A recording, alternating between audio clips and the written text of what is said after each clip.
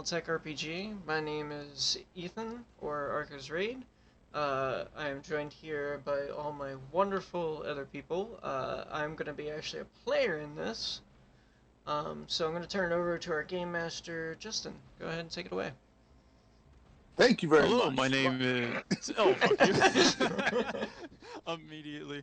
Hello, my name is Justin. I'm also known as Nargra, and probably past alias would be Highly Toxic, or your very own Toxic. And pretty much everyone else is Toxic here today. I am the Game Master for a series and pretty much a series called Battletech. We're actually going to be playing a Time of War edition of this, which is an RPG element. It pretty much adds a RPG to the war game. It's a very fun, it's going to be a fun time. Yeah, so this is combining the Total War system from the tabletop and the RPG system of A Time of War. The show is inspired by AP Gaming's real show. So we're going to go from top from bottom, that's saying up on the tabletop simulator. So Ethan, which also is Arcosraid.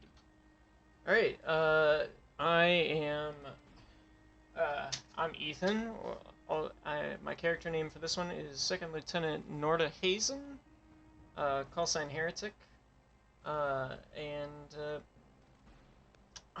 pilot is a pilot of a very interesting prototype mech of the Super Wasp, as well as a rental mech that he's getting from the beginning of this, a Firebee. Just a pretty average Joe, red-haired, green-eyed person. Has been a mech warrior for a very long time, doing his thing, and has survived this long. That's about all I got. Justin. What's up? Help. There's a floating dot, and I don't know how to get rid of it. There you go, got rid of it. Okay, so next up will be Frank. Frank, if you can introduce yourself, and if you want to talk about your character's backstory or the name or call sign or anything like that, go right ahead. Greetings, ladies and gentlemen. My name is Frank Hardwick. Pleasure to meet you all today. I'm also known as Raiderwicki, and no, I am not toxic, Justin. I'm just silly. I do hope everyone has had a wonderful Halloween so far. Yeah. I am your resident hotshot tank pilot today. That's correct, everyone. While everyone else likes to float around in these lofty little fluffy mechs and everything, I'm on the ground, putting them in the ground with my tanks. I'm I'm on the ground getting the real news. You are correct there, Mike. But I am my character's name is Mr. Rogers, and yes, I know it's a joke. It's a joke character. That's just how I am. But his bloodstained sweater? That's not a joke at all. Yes, that's correct.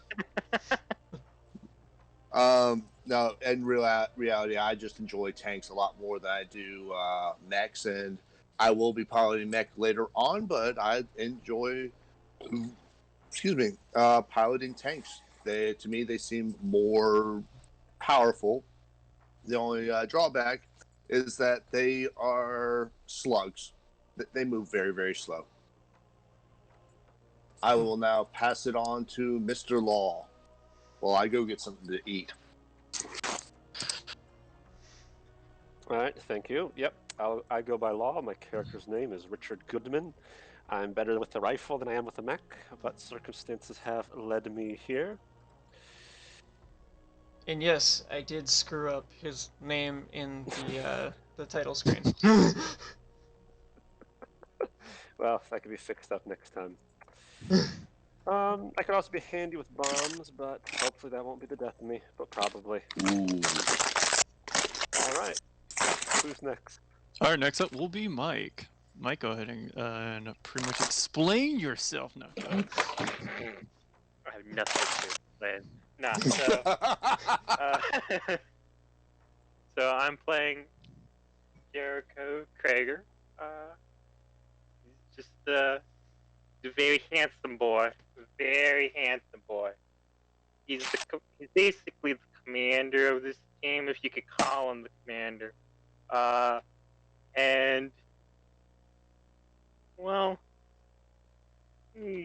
decent at most things, but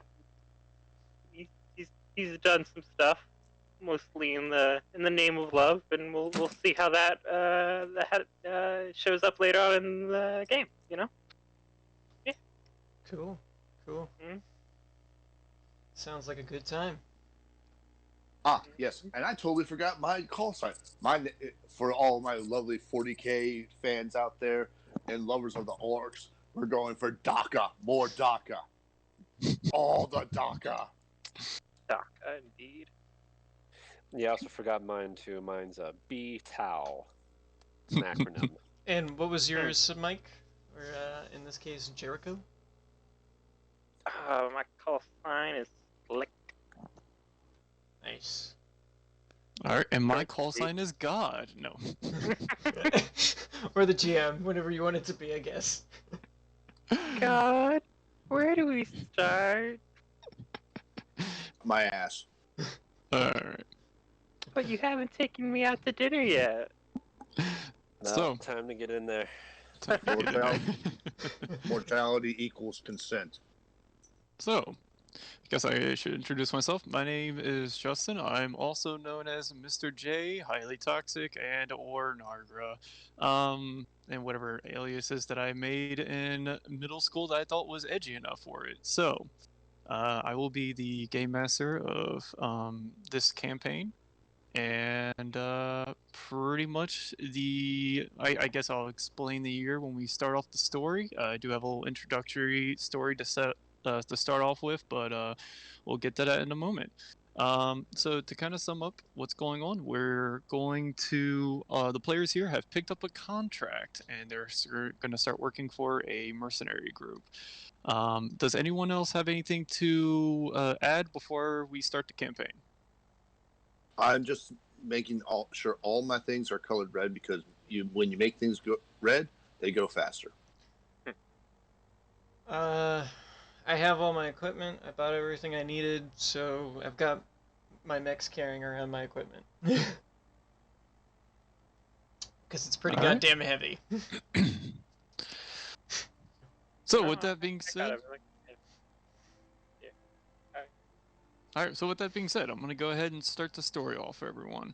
So, a vast empty of space fills the screen as the year 2784 appears, showing a vast amount of warships, jump ships, and drop ships floating in space, only heading in one direction, while one warship stays in the back. Hard to see the symbol on the side due to erosion, time, and damages from the war. Only letters from one side to the other in small print has survived the war, saying, "In hoc signo vinces.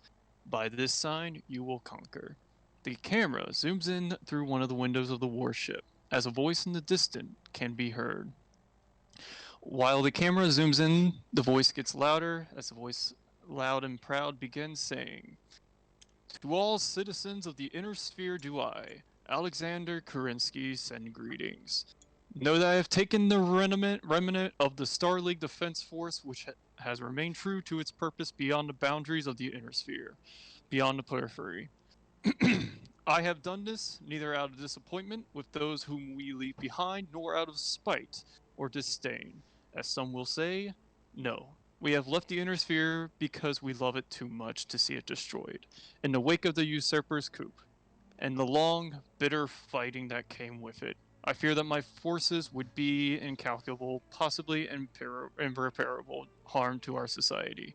We are sworn toward the Star League and its subjects, not to destroy it. Thus, we have left only homes we have ever known to place destructive capability of this armada beyond the reach of those who would use it. Not for defense, but for conquest. Perhaps with the might of our mechs, ships, and out of reach, the leaders who now grapple with one another will relinquish their dreams of subjugating their neighbors and learn to live with peace with them. Perhaps, one day, should mankind step back from the brink of the abyss, we, our children, or our children's children, will return to once more serve and protect, and guide the Star League in mankind's quest for the stars. Farewell." With that, recording and transmission stops the camera. Well, stops. The camera pans to the commander of the vessel. Here, without looking towards his comrade behind him, "Has the votes came in yet?" asked the commander while looking over to the mechs inside the hangar area as things are getting prepared to ship out. The man standing behind him, assuming to be a lower rank to him, "Yes, sir. 87% are planning to follow Kerensky and to Exodus, but the other 13% is planning on staying. There is talk of him going mad, or," as he is interrupted by the commander of the ship, "No need of ill talk, my friend. No matter how human we are or what rank, we must follow our instincts. Although I feel as though my decision might have altered the percent. Either way, it is almost time. In the last moment, I want to captain you of this crew. May Kerensky show you a better path than I have." With that, he takes off his commander coat, giving it to the comrade, and walks away from him. The camera pans away and zooms out of the ship as a jump ship disengaged with a couple of the drop ships as the ships in front begin to jump one last time out of the inner sphere's eyes, past the deep. And then there was only one lonesome ship, as a shadowing from space moves away from the symbol of the ship, the one that was eroding from time. Due to the light of the close sun, as a symbol shows a shield with two red hearts bearing into the symbol onto the ship as time now fast forwards dramatically. So time will now fast forward in this scene. It's looking like it's going by, the years are going by seconds. Let's see here. And as the time is passing by, the symbol starts to erode way more. It looks like the piece of the ship is now dropped off onto a planet, as the planet is kind of looking like a rock. It's looking more towards as snow is by it, and then time stops. Now, in present time, the numbers 3049 begin to show on the screen. As it fades in for a couple seconds, the camera now zooms out into space, seeing a dropship coming towards this so-called planet. A kind of destroyed, somewhat Union-class dropship, maybe modified in some sense. So, the camera is now going to zoom into this Union-class dropship and zooming into one of the windows. We're going to see a bunch of civilians. Some looks to be mercenaries and the players within the hangar of this dropship. They're all just gathering around. It looks very clustered, sweaty. The temperature is off in this dropship. It's very uncomfortable. So, as the players, you are sitting in this dropship now, reliving the memories that you had before going into this dropship, wondering why the hell you picked up this contract. So, from top to bottom, I want you to explain to me why you picked up this contract, where were you when you picked up this contract, and what made you come to the very edge of the deep periphery. I guess that's gonna start with me. Yep. So, kind of a inner monologue there. I take a long drag on a cigarette that I've been holding on to for a while, trying to get the last puffs of it out, sinking in every smoke. I think to myself and I say, well, at least I'm as far from the inner reaches of Comstar as I can be. Working in mercenary life has been my job, and staying away from them is my only goal.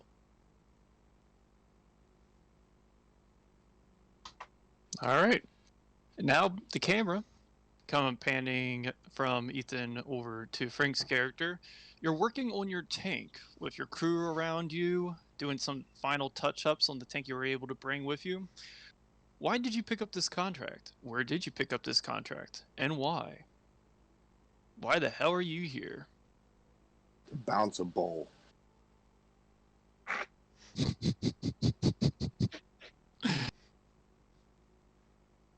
Lucky boy. Oh yeah, this is going great. Move that back there. Oh, let's see here. I picked up this contract because there was nothing else that seemed that was worth while to do. Pure boredom. Me and my crew, we don't work for free. We need money. We need parts. Parts are hard to come by for these vehicles. So, the bigger the contract, the bigger the payout. All right. Robert. Thoughts of mechanical goddesses as we speak to our tank in the Omnisire. Wrong. Wrong lore. Yeah. Listen, you cannot tell me Close. what deity I worship. I can worship a machine if I want to. Oh yeah, that's Comstar. Looky here, don't make me throw you in with those fucking Comstar and nut jobs here. Oh, the Emperor! All A right. couple other people in the dropship looking at you, they're like, "What are you talking about, tank?" Yeah. Yeah, pretty much. A little Robert. So, the Just got a camera's now Russian gonna- guy in the background. The camera is now Yeah. going to pan over to you, Robert. You give Frank's character a little odd, weird look, but now the camera's over to you. Why did you pick up this contract? Where did you pick up this contract? And what the hell are you expecting? Oh. Well, I'm just playing a game of cards while I'm just sitting here wasting my time here. I'm a bit of a gambling man. Well, my military career got a bit sidetracked due to circumstances, and I wasn't really going anywhere. So, mercenary life it was, you know? A bit far away from that other stuff. But why not? All right. So, as the camera pans over from Robert's character, it goes straight to Mike. Mike, how did you pick up the contract? Why did you pick up the contract? And what the fuck are you expecting? Well, I was looking for any contract really to get me out of Lyrian space. Funny enough, I too went through my military stuff. And, well, a couple things happened, and well, I'm no longer really allowed in Lyrian space. So, being on periphery is a pretty nice place to be to get away from that. And anyone who's hunting me down, I don't expect this to be too much of a problem, but Lord knows, I make my own problems.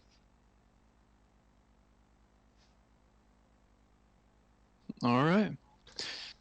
So, for context, the players have picked up a contract. The contract was given from... Where is it? The Bergstein Mining Company. They sent out a bunch of contracts out. This was sent out to the public with very little information. The pay wasn't great, but it pretty much gave promises of an actual payment. They were hiring everything from anywhere from tank drivers, mech drivers, mechanics, to pilots. You know what? They even was hiring janitorial staff at this point.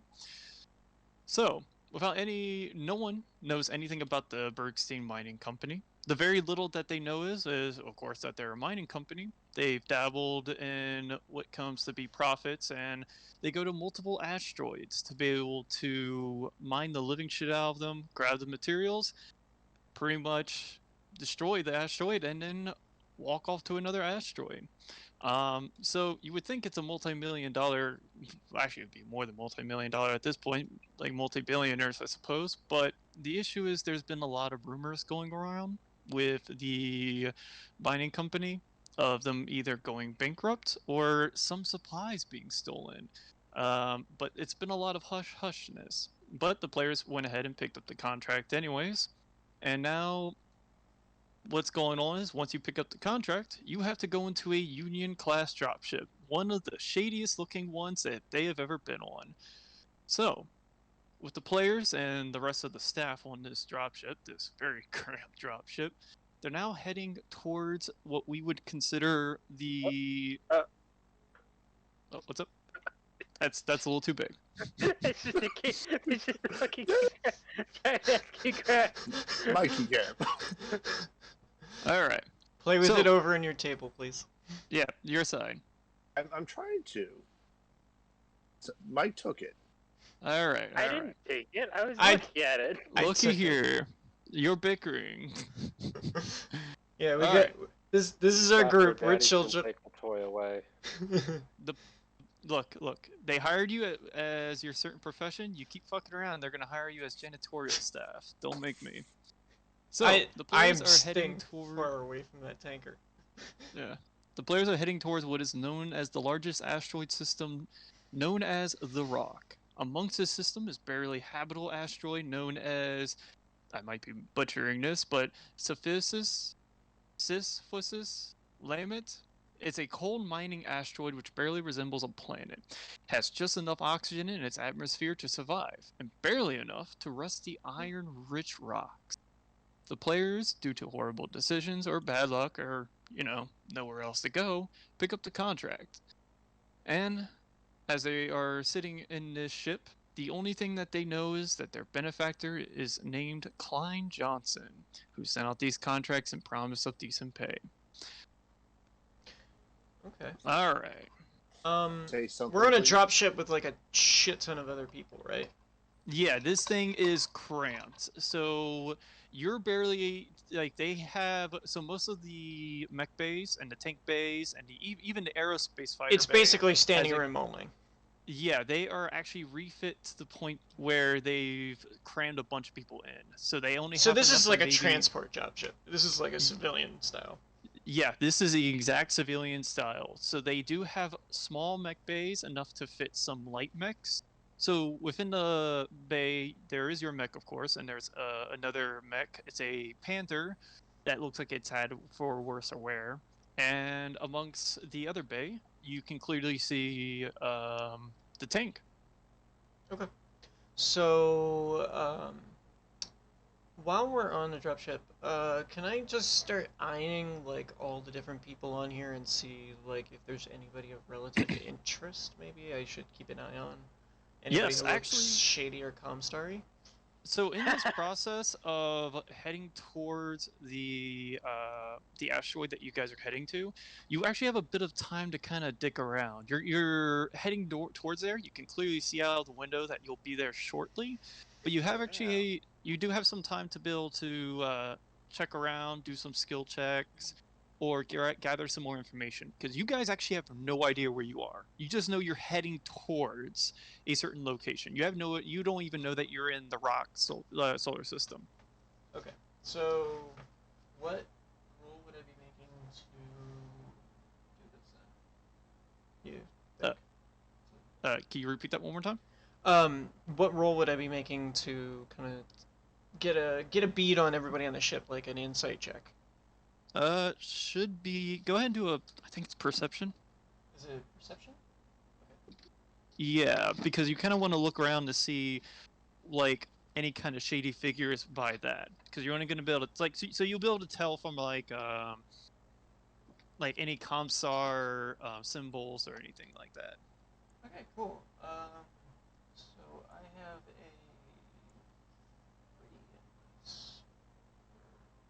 3. So, and it's 2d6. Yep, 2d6.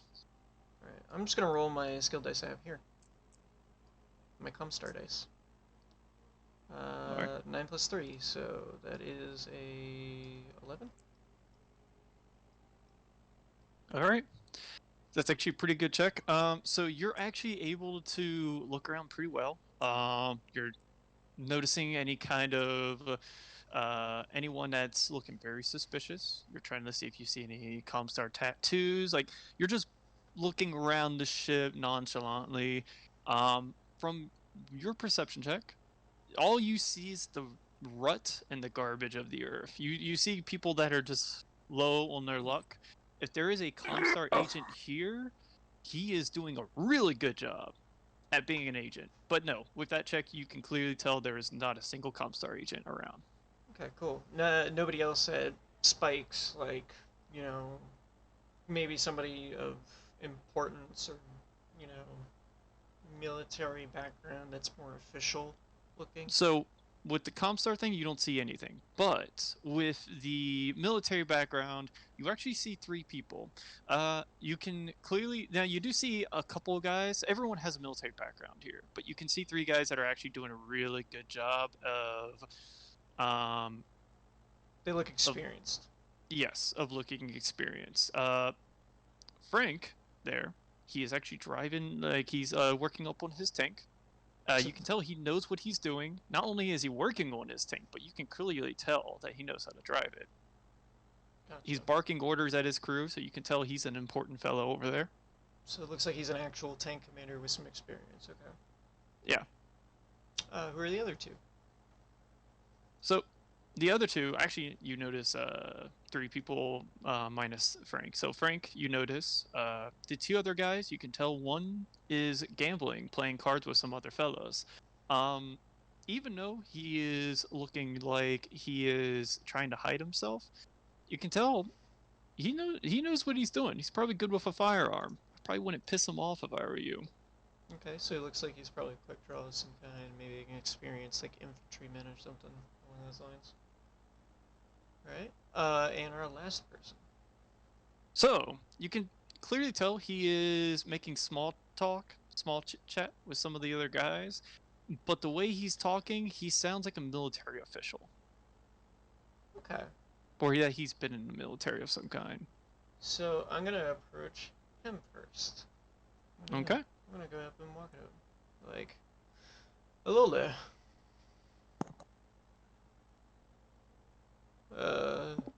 What's your name? Alright, Jericho, you're being talked to by, Norda. This red-haired dude who walks up to you. Alright, so he didn't mention it, but probably because he doesn't have my character sheet. I am decked out in Lyrian Alliance armor. Oh, so you're actually wearing, like, official military, like, fatigues. Yes. Okay, so, yeah, I'm gonna approach you first. Like, I decked out in. hello there. What's your name? And kind of turn and look at you, giving you a look as he's been making small talk with the others, and you've just ingratiated yourself into the conversation. The name's Jericho. Jericho. Norda.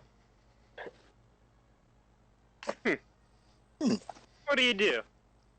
A little bit of everything. I've been a part of mercenary companies for a long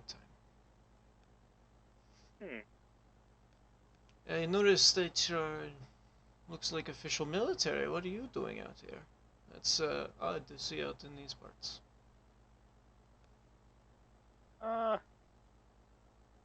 Well, a mixture of not here because I want to be, but I won't be wanting to be here because it's at least far from where I don't want to be. Fair enough. Sounds like we're in similar boats in ways. I'll kind of like wave my hand, like drawing it over like most of the people. So is most of the people here. Well, that's not always true, but I did notice that there are 2 elders here who seem fairly experienced, like yourself. I noticed them, well, I really noticed the one. He really likes his tank. Yeah, no. I obviously noticed that you're Lyrian. I am also from similar areas, however, I was closer to House Davion in the Fedcom area. more in the border of the Lyrian Alliance. But I pertain to both areas a lot.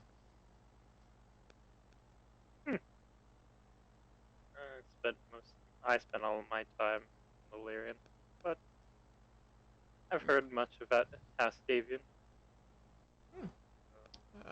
Do you have a rank?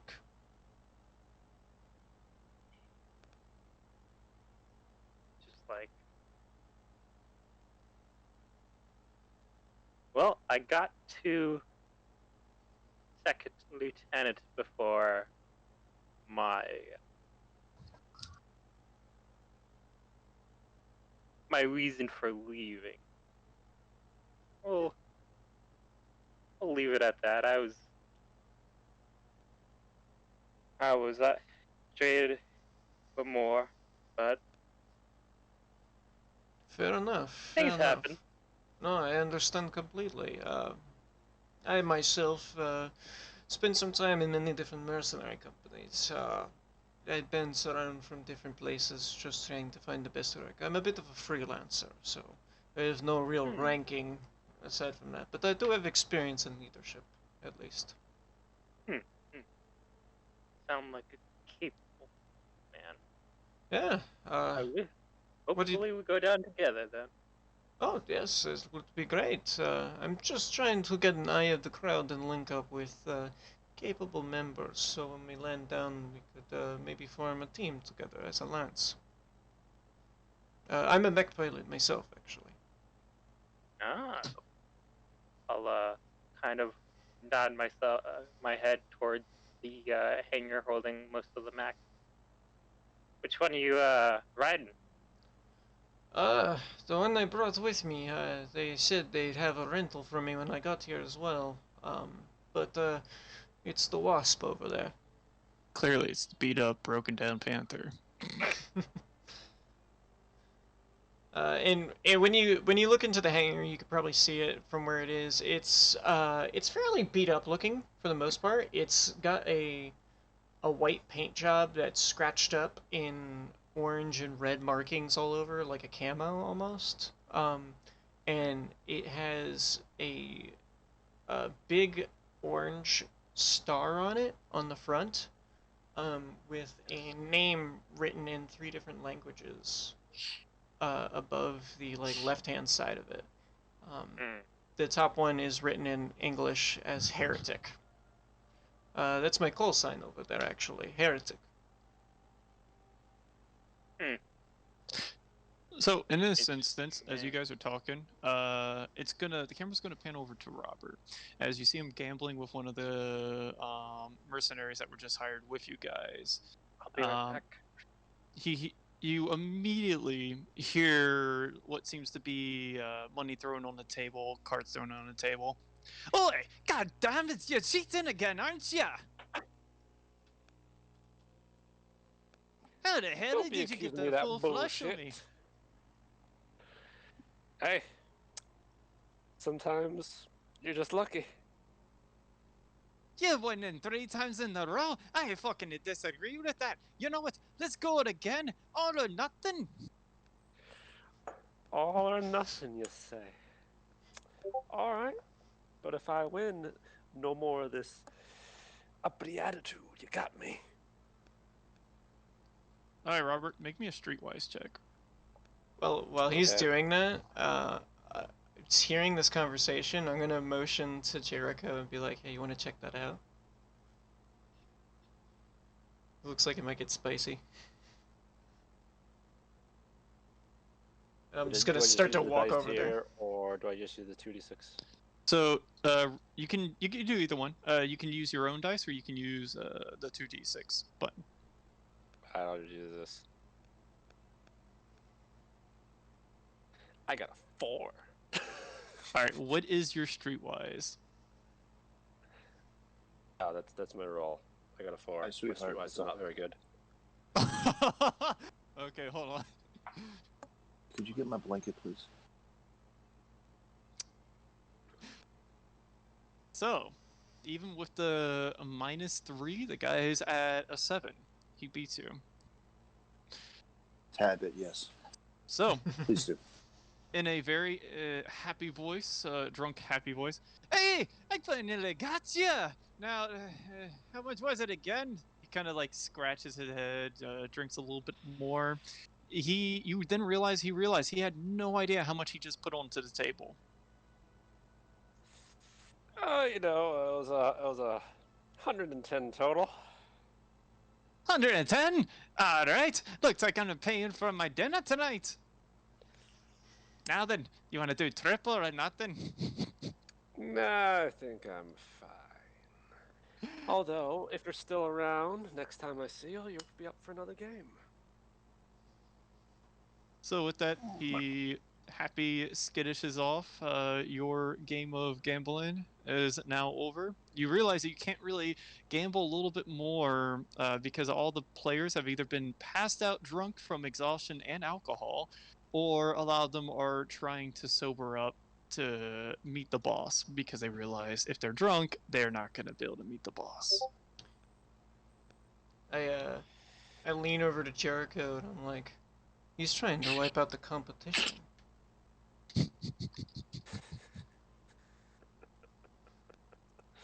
That guy's smarter than he looks. And I lose some. At least I broke even. Good thing you can't count. So I take the rest of my money. Stand up, stretch, look around. I'm gonna walk over to him. Alright, Robert, you won a total of 220 C-bills. Good. I'm poor, every bill counts. Especially with my hobbies. Oh, you do get a notification on your app about a new summon pool being yeah. in the next 13 hours. Something to look forward to. So who are the two stuffy ones coming over here? I guess the one stuff, the one suit. You actually notice Jericho and Norda heading their direction. Which one is the fancy officer? That would be Jericho. I sigh, put down my drink. Oh yeah, you in military, I forgot that, buddy. Hello there.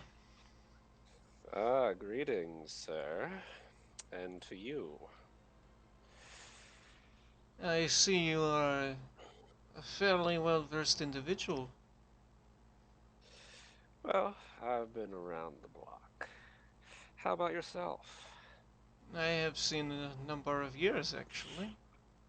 But I've noticed your clever scheme here is to eliminate some other competition around here. Nah, it's more of a byproduct of, like I said, my hobbies. But all's well that ends well, right? Well, I guess when you play the game, you play it right. Yep. So, let me ask you, what do you do? Oh, well, I'm a soldier by trade. But as you see, none of us are technically soldiers. We're mercs now. Oh, were you former military then? Formally, yep. They sort of willingly let me go, so, you know, maybe I don't have as shaky of a past as some of the other fellows here. Oh, interesting. What do you think, Jericho?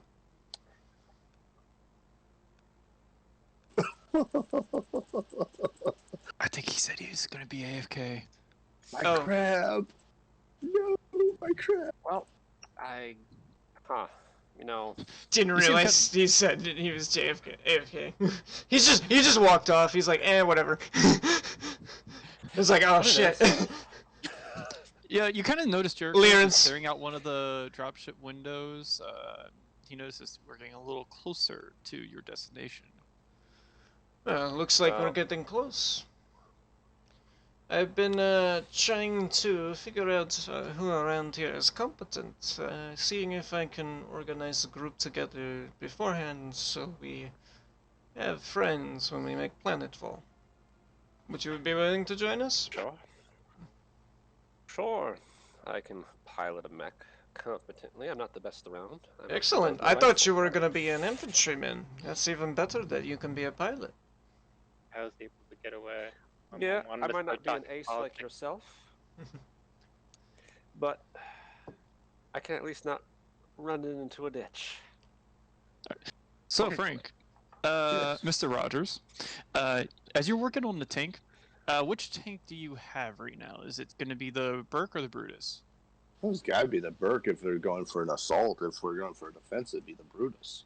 No, which one did you bring with you? Is one The Burke. Okay, so as you're working on the Burke, you Well, notice while my crew is working on the Burke, I'm barking orders. I'm cleaning my guns. Okay, so you notice one of the guys, he is trying to load up one of the LRMs, immediately slips out of his hand, and as the missile starts going downwards, trying to hit it on the nose, it just I duck. slips and slides. Thankfully, it doesn't go off, but you notice this immediately. And he looks at you like traumatized.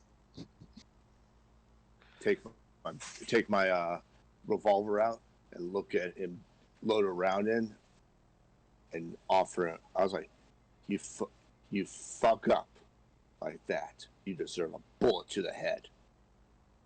Do it again, and you're dead. Understand that?" As you guys hear this, the other three players, as he's yelling at this guy, you hear him over your talking. Do we see it happen? Yeah, you see it happen. The second that missile slipped out of that hand, you all noticed, you heard the clink on the metal, and you immediately turned when that missile hit the ground and did not go off. I'm gonna look over and be like, "Oh, dear God, I thought we were going to have an early retirement." He's Hey, like, you yeah, listen here, you I've git. worked with missiles Go get a before. proper missile. That one's obviously a dud. Commander! Tank Commander! What? Come here, let's have a chat. One God. second, I have to supervise idiots. Frank sounds Clearly. like a clanner. Seems like you have a solid crew if they'll listen, though. I look at the person who dropped the missile and point to my eyes. You see me? I'm watching you. Go put that dud away. Go get a real missile and load it in properly. You over there, help him. He can't do it on his own. It's probably good because the guy was immediately went to go put the dud away and was trying to grab an SRM missile. Guys,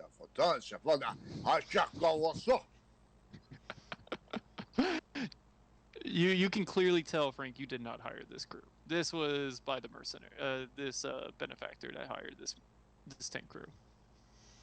I want my crew back. I should have brought them along and taken a lower cut.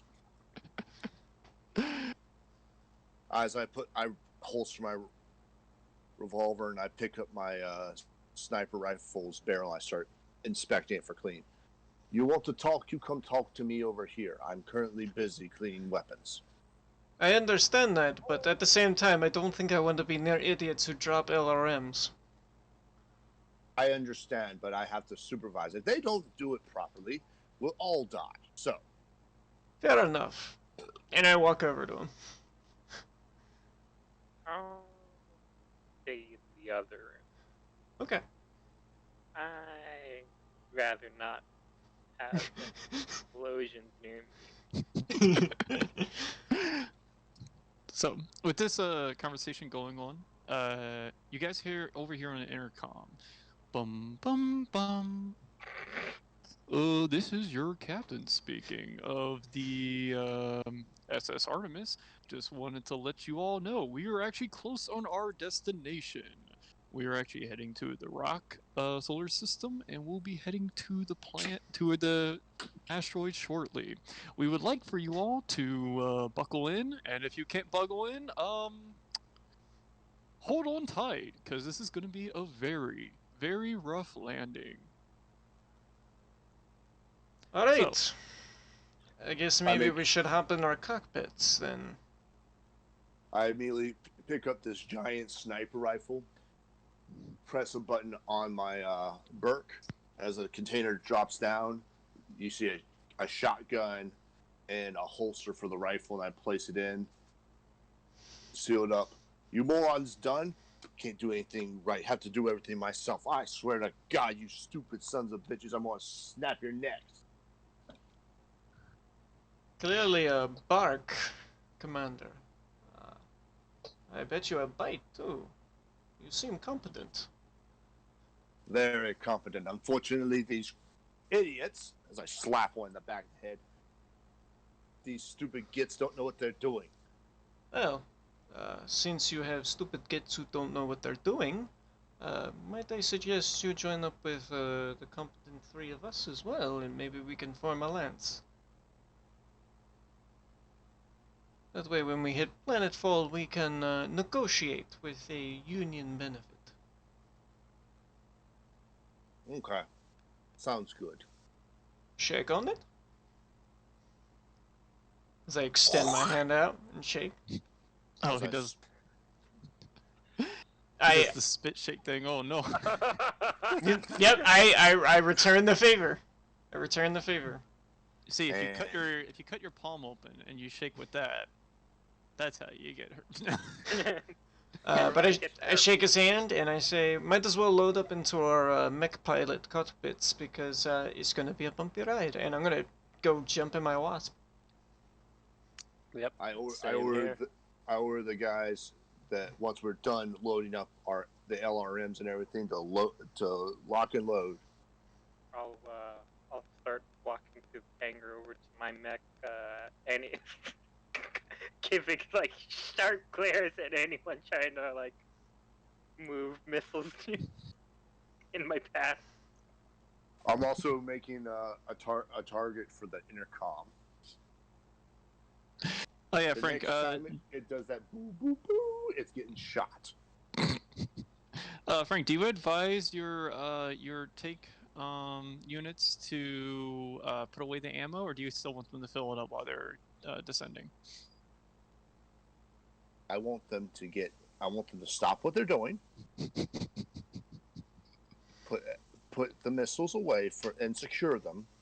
Get into the tank before I kill them all, and then I hire 2 of the drunks because they obviously are more capable than these idiots. Ooh. All right. So, with that being said, so the thing is, this dropship has been going from different systems non-stop. It's been attaching to multiple jump ships that Comsar has been luckily been providing, and has been jumping with you guys every so often. But the problem is you guys have been landing with this dropship multiple times, and because of the expenses that your benefactor has refused to do, this dropship has taken a lot of damage from multiple drops without being repaired. So thankfully this is your last drop, because if you had to do one more drop after this, you guys might implode on the way down to a planet. So as you all are strapping in, and you see some of the guys are strapping in, hell, you even see like one of the guys leaning on the one of the poles of the dropship. He's like, I don't need to worry about this shit. I've dropped too many times. You can clearly tell he's gonna have a rough fucking time. The dropship is gonna immediately start landing. It's starting to go into the asteroids, and I'd like to interject something real quickly. Yep. The people that I see that are grabbing the poles, they look slightly competent. No, they do not. They are way too cocky. They're trying to show off. They're idiots. I take my pistol out.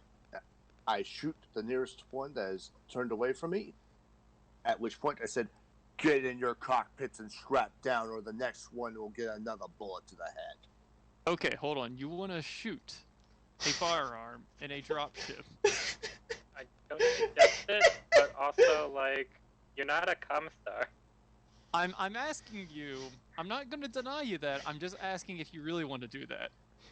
If you bust a hole in this dropship, we all die. But then it would be a quick campaign, though, and I would technically have won. No, you wouldn't have. You'd be dead. Your tank. Our mechs are sealed for space. Your tank is not. I'm just. Alright, first of all, you can't be House Steiner and drop multiple atlases from fucking space to a planet.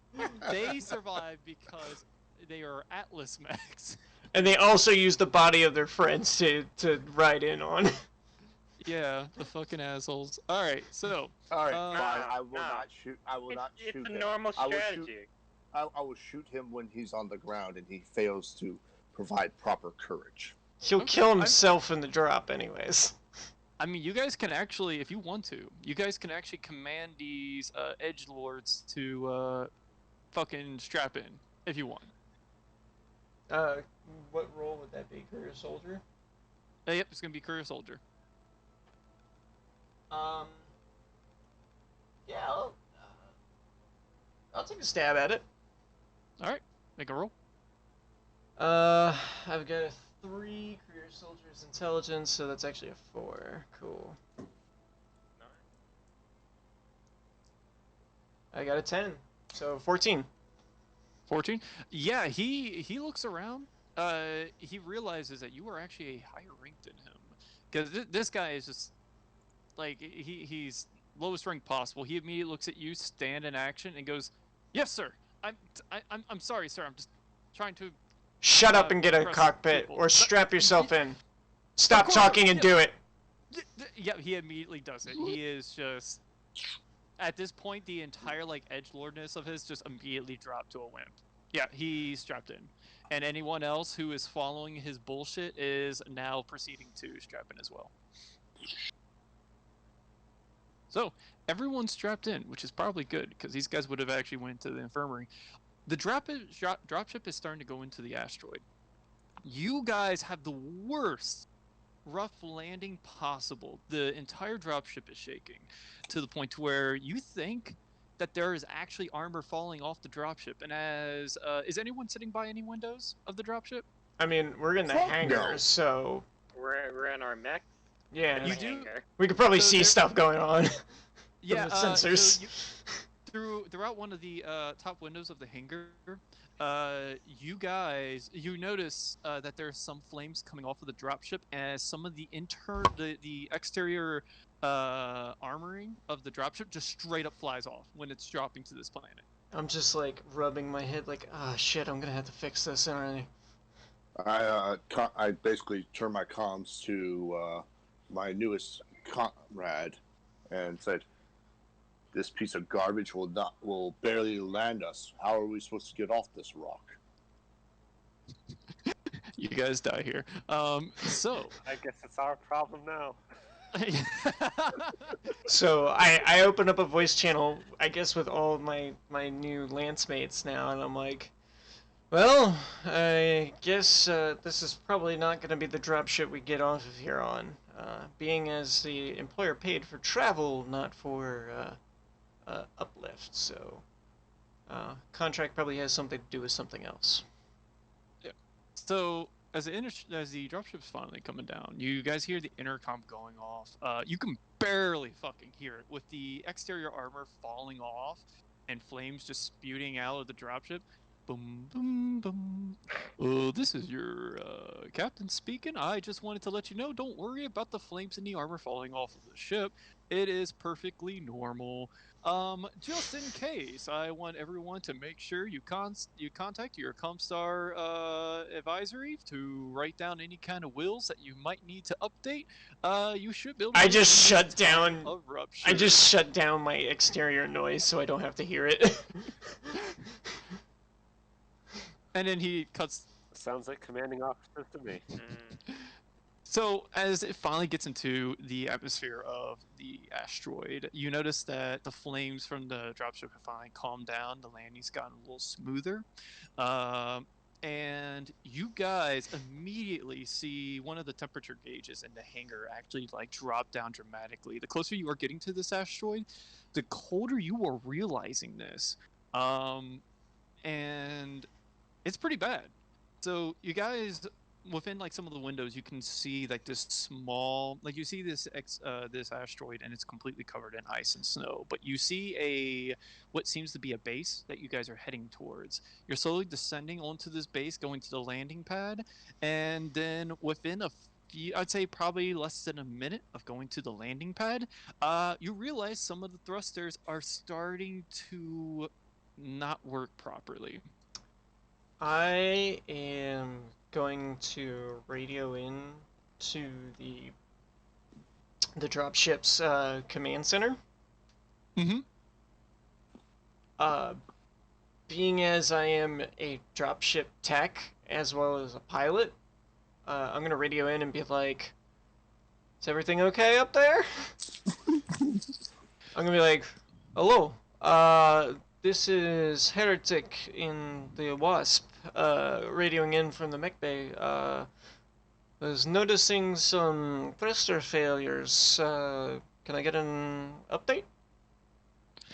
So, as you're actually contacting this guy directly, you realize how much of an incompetent moron he is. He immediately goes onto a personal comm with you and goes, boom, boom, boom.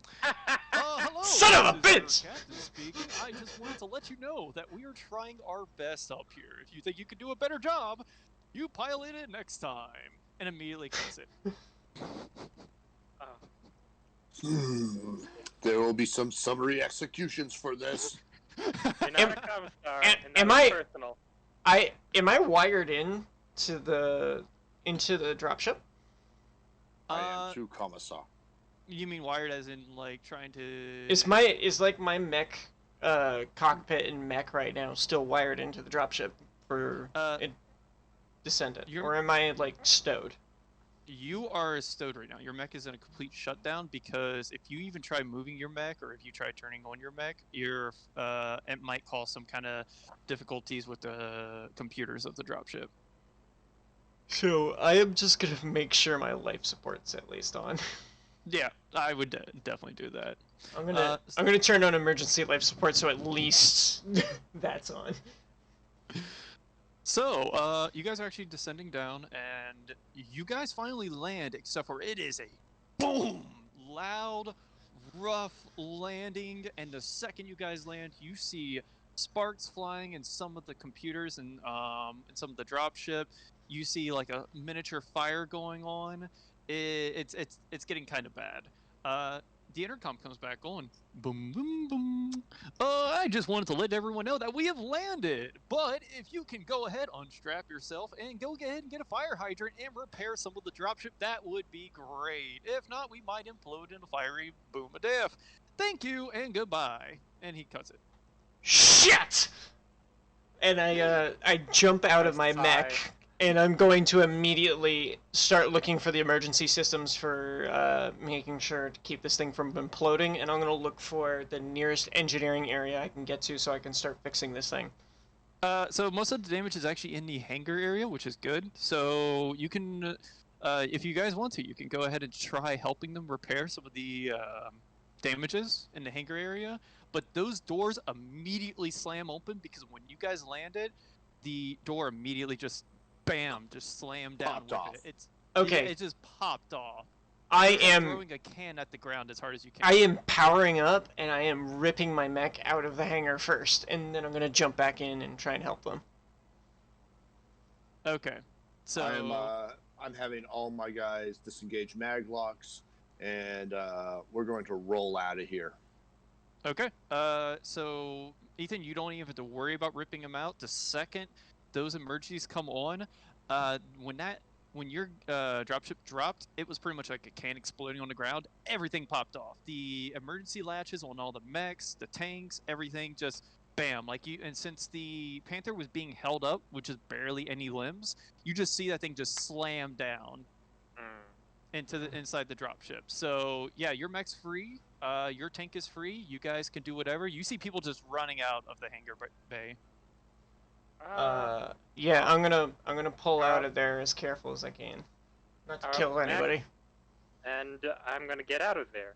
All the people that I was fine with are in their own, so I'll go forward. I don't mind too much if peons die. Can I make a perception check to see how bad the damage is? It's like, how much time do I have to try and repair this before we have a dropship? So you don't even need a perception check for that. So you realize that there's not going to be like a nuclear explosion. It's just like if you guys just leave the fire there, maybe after like a day or so, if you just leave the fire there, it's just going to catch on fire. But thankfully, since the asteroid is so fucking cold, all of the flames in the inside, or sorry, on the outside, have just like gone away. And with that hangar door being open, the cold air is just coming in and actually kind of like helping out with some of the fire. So if you guys left this here for a day or two, oh yeah, it'd probably explode, but you could do some minor fixes right now that would fix it. As soon as I get out, I get my tank crew out with some trolleys, and we're going to go retrieve the ordnance that we need. And then we're going to, because we have no idea what the fuck we're doing. Sure, So, can someone roll me a career soldier roll, actually? Because in order for you guys to get out of here, there's just a stampede of soldiers. You gotta be more organized. If not, you're running over some soldiers. So 11 Total? Yep. Okay, does anyone want to assist? I'll assist. Do I need a roll to assist, or is he just get a +1? Go ahead and make a roll. Okay. Oops. I only got a 9. Hmm. And what was your total, Frank? 11. Yeah, you guys are good. They're organized enough to where they're actually letting the tank and the mech, like they're in an organized fashion somewhat. Of course, they're still scared as shit of the dropship blowing up, but they're organized enough to where you guys can move your vehicles out. I'm gonna attempt to try and get the fire under control. Is there like a hose line or a coolant tube somewhere that I could rip off the ceiling or the side and just spray the fire out? Actually, there is a almost expired coolant extinguisher on the side that actually is a big giant hose that you can just like go from one side of the hangar to the other. All right, I'll grab that and start spraying. Okay, can you roll me, what would it be? Is this attribute or is this a skill? Trying to figure out what skill it is. Strength. Don't think it's strength. It is. Do you have tactician? Technician? Yeah, I've got technician, electronics, mechanical, nuclear, and weapons. Let's do technician. Okay, just career technician? Yep.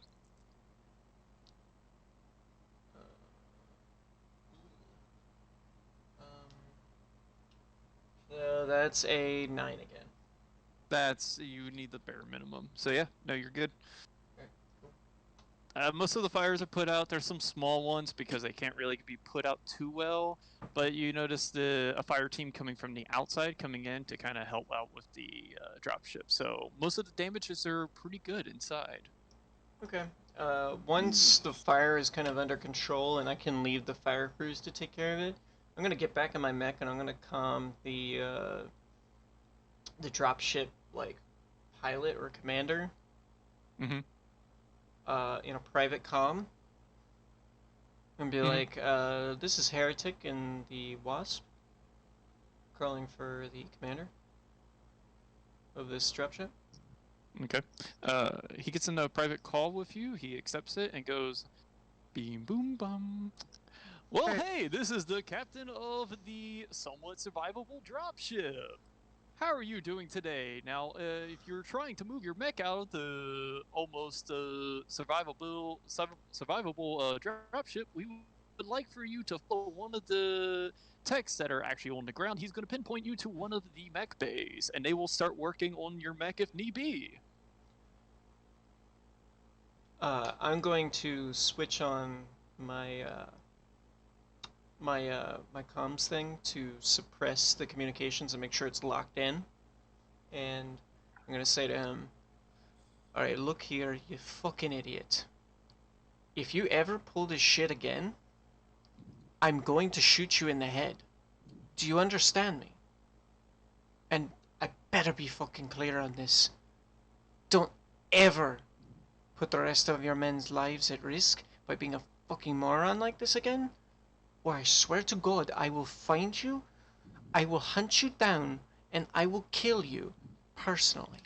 And I just cut the line. Okay. And then I turn off my ECM.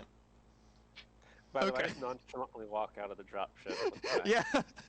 Robert just had a cool head this whole time. Like, the best way to be an edgelord is just not to act like an edgelord.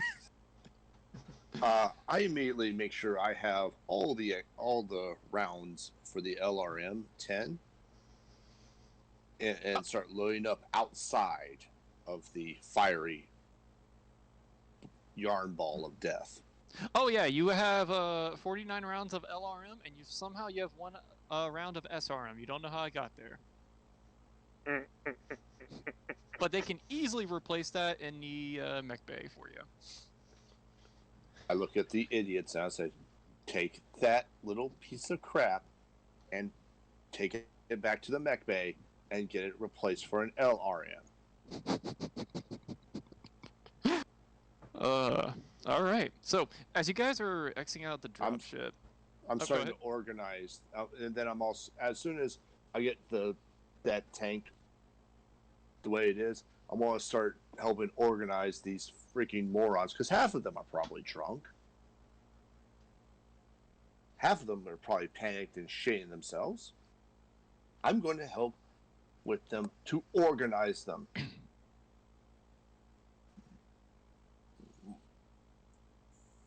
Okay. Well, I Oh, will and- say. Oh, Mike, and just to give you a thing, I am channeling my inner Commissar Yarick into this. Yeah, I can tell. All right. Well, so you guys, as you exit out the dropship, you do any of you have any kind of clothing? Like, what's everyone wearing in general of, like, let's say warmth? At the moment, since I am in my mech, I'm gonna equip. Combat fatigues, leather boots, and flak armor. Okay. Yeah, I'm gonna be putting on my my mech combat suit and my mech neuro helmet stuff. Okay, yeah, so you're in your mech, so you're not really feeling this, but your mech is actually indicating to you what's going on the outside. So as the players exit out, and actually, technically, Frank, you're in your tank, right? Yes. Well, So- yes. So as you're in your tank and Ethan's in the mech, the other two players who just walk out nonchalantly. I was in my mech the entire time, dog.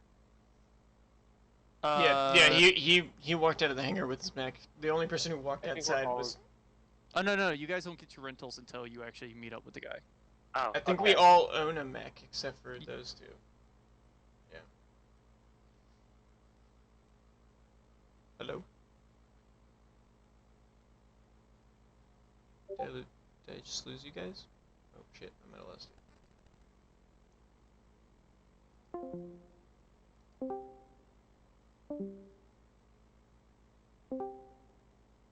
Ah. Okay. Oh, dear. Goddamn Discord. likes to be a tard muffin. No, that was everybody. Everybody Ah.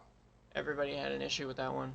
Ev- Discord's server Oh. endpoint dropped. We lost Dustin. Our TM, our god died. There we go. Hey, can you guys hear me? We're back. Yeah, yep. Okay. My Yeah. mic wasn't going off. No, it was Discord's endpoint server shut down for a second there. Oh, okay. We're all good. Whoa, no, don't do that. Whatever you were doing. What did I do? Whoever tried pulling something out. First of all, quit trying to pull shit out. It makes Hey. the game a little funky. It does actually, like I- going why- into those things actually like Yeah, stop pulling stuff out, put it away, and in, Like- in the bag. you should probably delete this stuff. I will take care of it in a moment. Don't worry about it. I'll deal with it once this session's end. But yes, please do not. I will actually delete all the bags if need be. Remember when I said that we might drop it randomly? Yes. Yeah, It- that is one when- of those times. Yeah, when you go into bags, it actually starts like lagging the system. Quite a bit.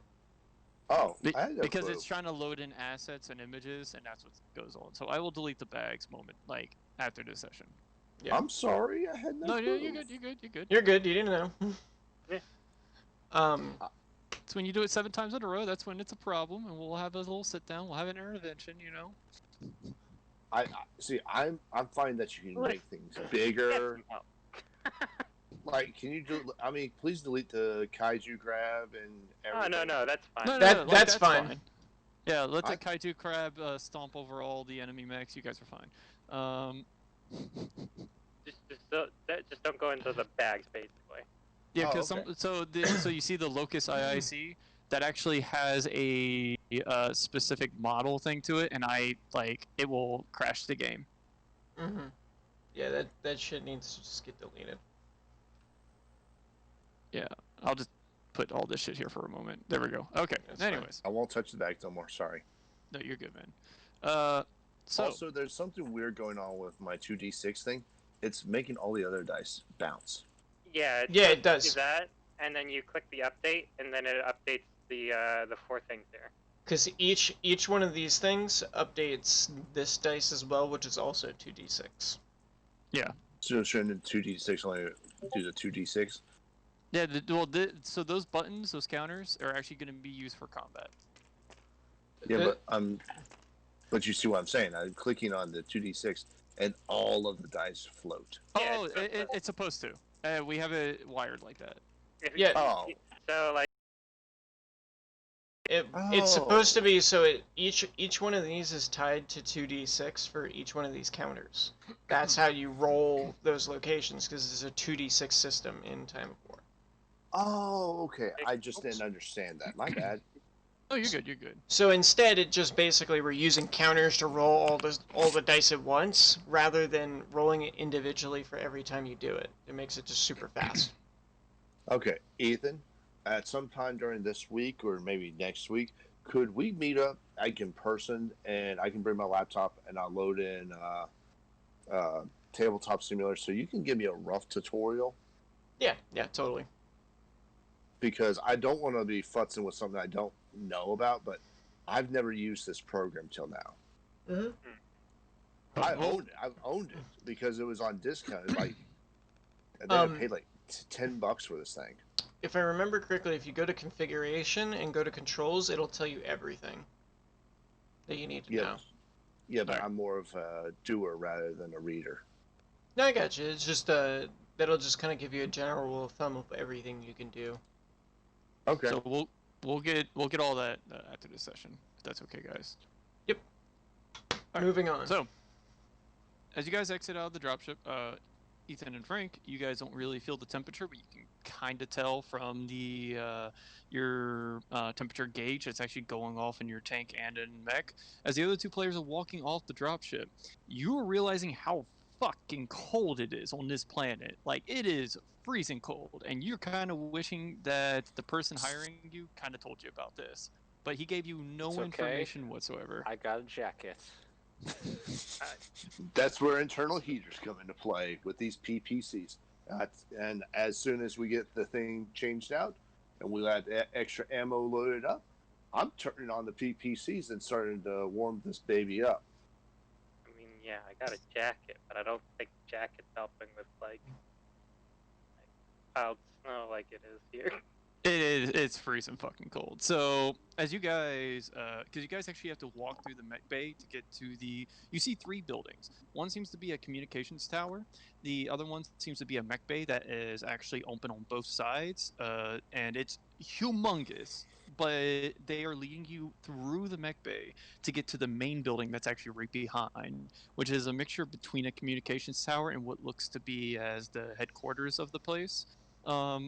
You are walking through this mech bay, and as you're seeing through this mech bay, you see a couple of mechs that's already been. You see 3 light mechs, and you see an assault mech that's just sitting there.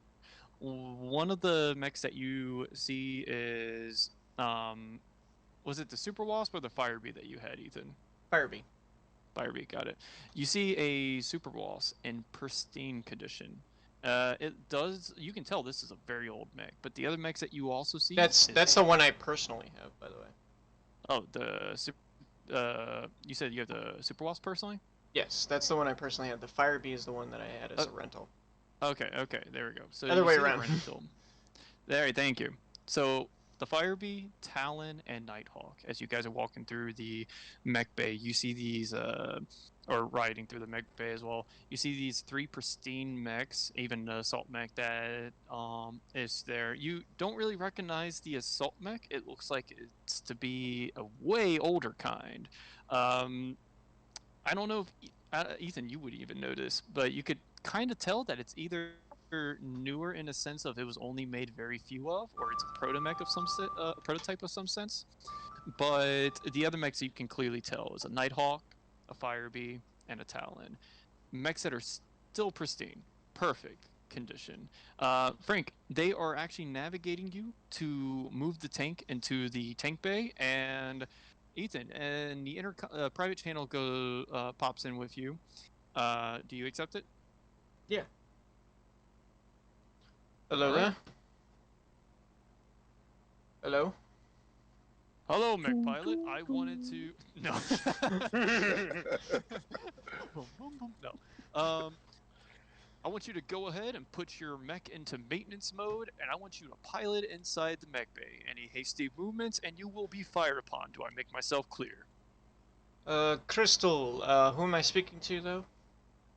You are speaking to one of the guys that's going to be in charge here. I will explain myself once you get out of that mech, and we have you all lined up. That is an order. Fair enough. Alright, Commander. And I close the comms, and I do exactly as he says. Alright. So. Similar conversation, I'm assuming it's given to everyone else. Yeah, pretty much everyone else who is in a mech. Oh, don't worry, the Panther is still, like, fucked in that dropship. They're trying to deal with those damages. Like, it was a horrific mess. It looked like the Panther was trying to activate its jump jets and then immediately falled on its face.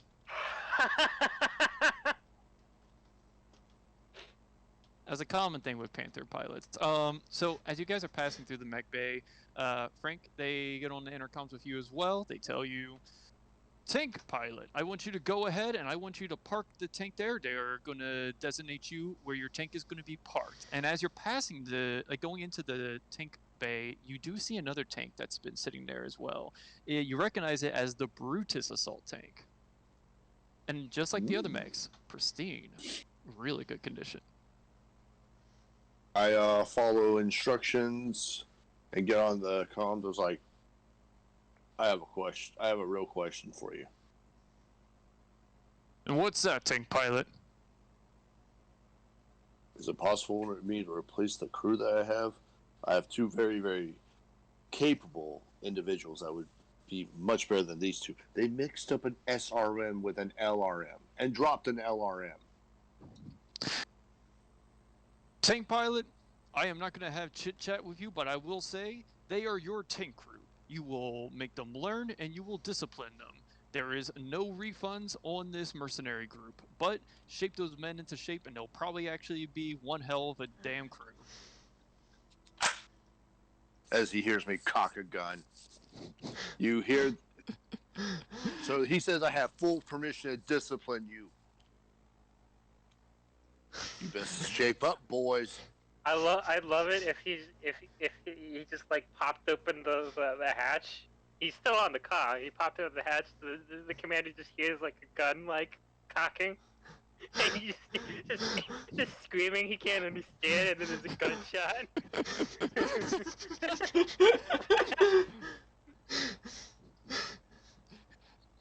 I wouldn't suggest it, but that'd be funny. Tank pilot, I want you to discipline them with reason. I like this guy's like... This is like MechWarrior 2, like, commander voice. I love it. Alright, so... There will be reason. There will be some missing limbs. We'll start with toes first. So, as you guys finally pass the last set of opening doors for the bay, which is also part of the tank bay, you finally see like the light at the end of the tunnel practically, and there is the headquarters base door. As you see a line of soldiers kind of rushing in because they are just so freezing cold. Like you see one guy in just like military booty shorts, and he is just pale as a ghost, frozen at this point, kind of shaking, walking his ass in. Whoever is going to have him, I feel sorry for that soul. But yeah, you guys follow the line and you guys go in. And when you guys are in, as the last staff comes into the door immediately shuts locked. All right. Once Wasn't so warm welcome. I'm in the maintenance bay area where I need to be, right? No. So after parking your so before the door's locked, you go ahead and park your mech and you follow the line as well. Yeah. So I'm gonna get in line. All right. I am still in my mech combat uniform, but I left the neuro helmet behind in my cockpit. And I will I'll go ahead and put on my beret. All right. Yeah, I'm in my full gear with my jacket. So There's only full gear. you guys are now inside the headquarters. What you see is this very open room. There are some chairs that people have been sitting. You can see some guys warming up. Thankfully, it's actually really warm in here. It's a complete different temperature change. It's kind of nice. It still feels a little cold just because of how cold it was outside. But you see some guys laying against the wall, sitting in the chairs. Before anything even happens, you see some doors. You see a door on the other side of the room. There's only two doors, one behind you, one in the front. That door immediately opens. Some guy comes out, and he yells the loudest voice 4 random names. Those names come through the door, and the door immediately shuts. And that's it. Okay. Do you guys want to do anything? I'm gonna try and meet up with the other 3.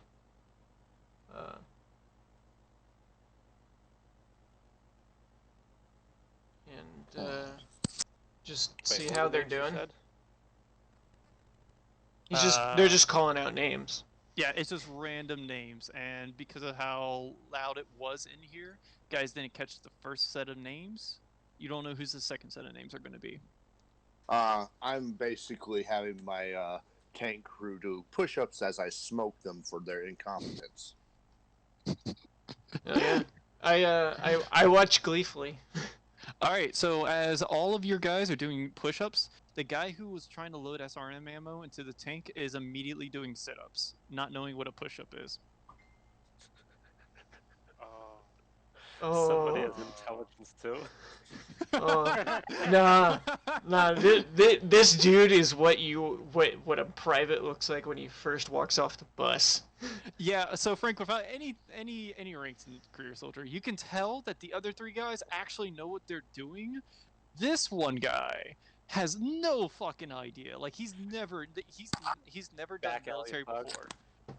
So he's like a real green dude who probably got thrown into like a military area. Like he's a civilian. He's definitely a civilian. As he's doing his first sit-up, I kick him right in the side, and I look at him. I'm like, I get down with my gun out. I'm like, do you see what they're doing? Shake your head, yes, if you understand. He looks at them, looks what he's doing, and in a faint, silent voice, it goes, "Oh fuck." Look, man, I don't know how to do any of this shit. I just give people mail in the post office, man. I'm just in the military post office. I look over at him and I'm like, why are you here?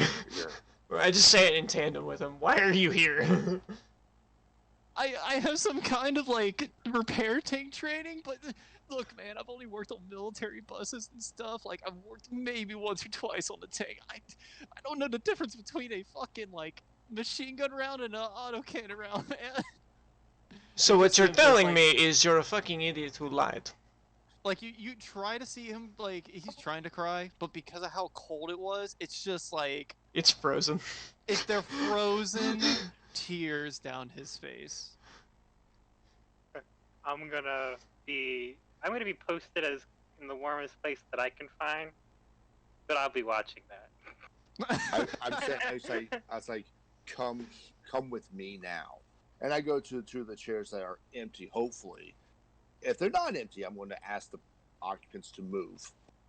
A couple empty spots. You can easily like some people are like they've been sitting in the dropship for so long they do not want to see a chair for the next like fucking month. So as you're we're going to have a talk, essentially.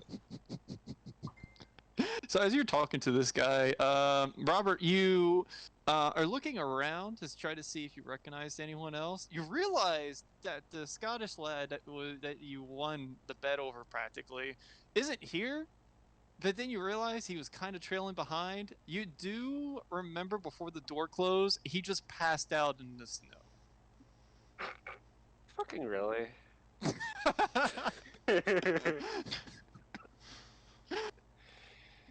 So maybe in the future, when you find his corpse, you could probably steal the 100-something back. It wouldn't be stealing, he'd be dead. Oh yeah, no. It'd be recycling. I give him a couple of minutes. So, as I'm essentially not breaking him down. I'm finding out why he's here, what possessed him to do this, and trying to figure out, because I'm not a non-compassionate person. Mm-hmm. But I literally do need him to understand that I'm going to require some things of him that he's not going to be comfortable with, but I'm going to make him a better person for it. I like having a blank slate to work on. Can you? So are you being somewhat compassionate with this? I am being somewhat compassionate. I'm basically going to tell him, hey, I'm not going to outright beat the shit out of you or murder you. I, however, am going to make you into a better tank controller and repairer. Can you go ahead and roll me a career soldier? So you're basically giving him the recruiter talk? I'm giving him the best recruiter talk he's ever fucking had. At 10. That's 3 plus 7, so. Alright, so 10? Mm-hmm. So he's done sniffling. The frozen tears he just wipes from his face, which is like shatter on the ground. Look, I just need money, man. Like, I got into some very bad debts, and I know if I made the money back and I just left where I was and people didn't know where I was, I'd be able to make it back, man. Look, I can work on tanks. Someone's just gotta teach me, you know? You can teach me, right? Stop. You're going to start working on your body. To be a tanker, you're going to need to be strong. You're going to need to listen. You're going to need to pay attention. You do these 3 things, the skills will come naturally to you. Forget about debt. All right? You got debt, we'll settle the debt. You got problems where you're at, we're not going back to where you're from. Now, you see them doing push-ups, right? Yeah. That's a push-up. I want you to do 50 of those. Alright, man. I got if you can't do 50 of them, I'm going to make you do another exercise, and I'm going to find out how much you can do. And then the next day you're going to do them again, and again, and again. And I don't care how cold it is, you're going to use that as motivation to do them. Do we have ourselves a deal? Yes, sir. I can't hear you, soldier. Yes, sir. And he immediately just looks at the other guys and just drops down, starts doing the push-ups. Like you can tell he's fit. He just didn't know what a damn push-up was. Yeah, you know what a damn push-up is. You still gotta smoke him because gotta break him down and build him up. Yeah, you gotta break him down and build him up. So after 50 push-ups, we're doing 50 mountain climbers. After 50 mountain climbers, doing 50 sit-ups. After 50 sit-ups, we're doing 50 pull-ups. After 50 pull-ups, we're doing bodybuilder push-ups. Oh, Jesus Christ. Yeah, he's smoking him.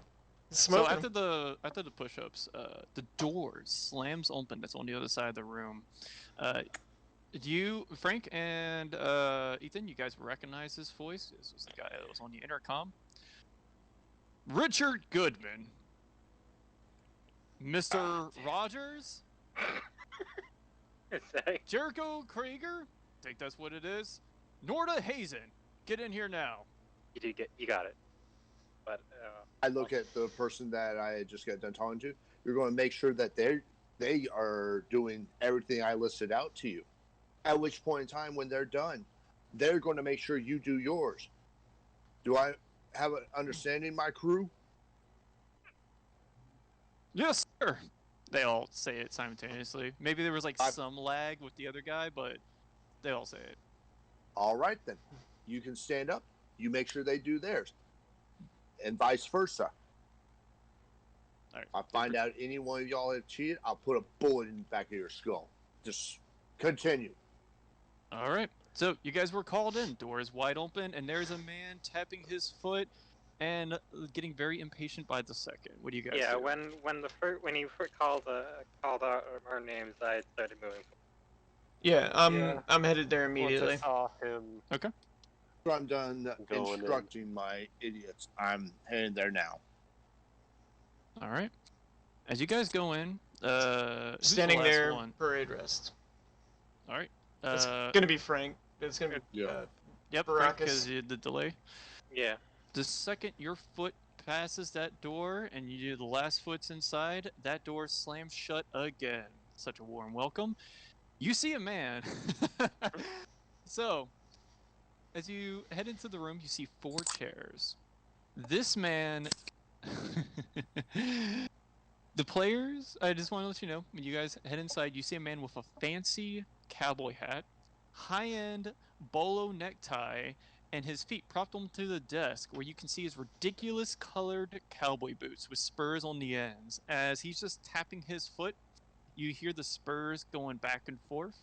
You see him with a couple of tablets in his hands and lap. You don't know what's up on these tablets, and actually, you guys even see what looks to be a old dossier mech pilot folder with paper in it.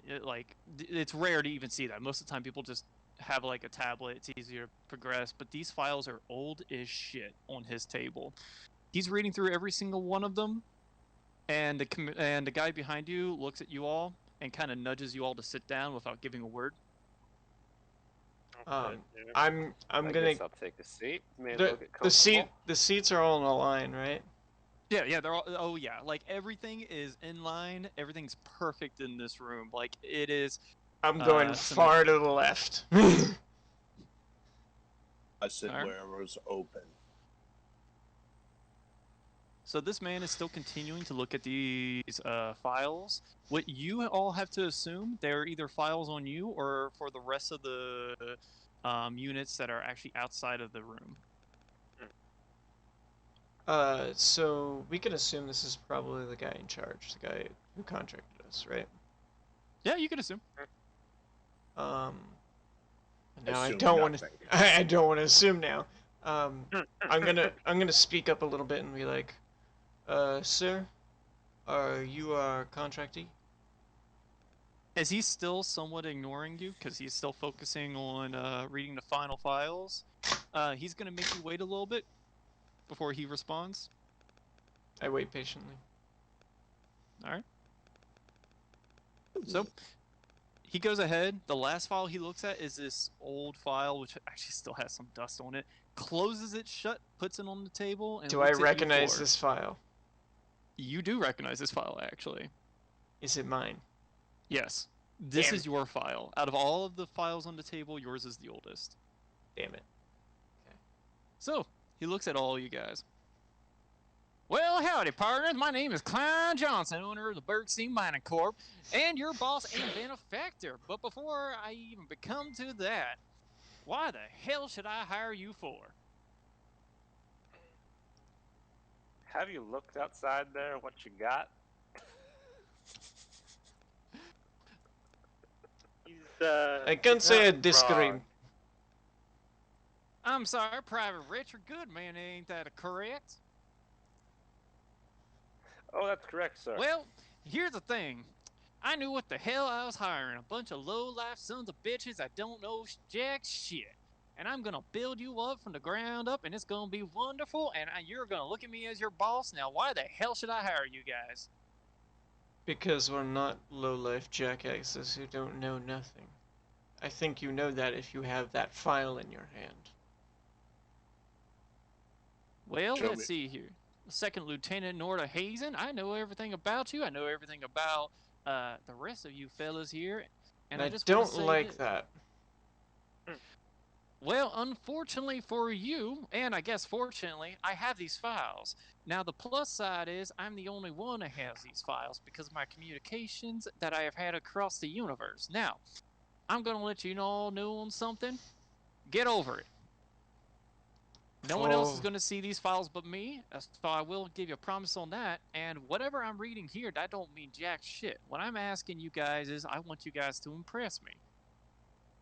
Now, Give me a target, and you'll be impressed. Give me a mission, and I'll show you what I can do. what about you two quiet folks right there? What's his name? You have my file. My skills are the real deal. His name is Klein Johnson.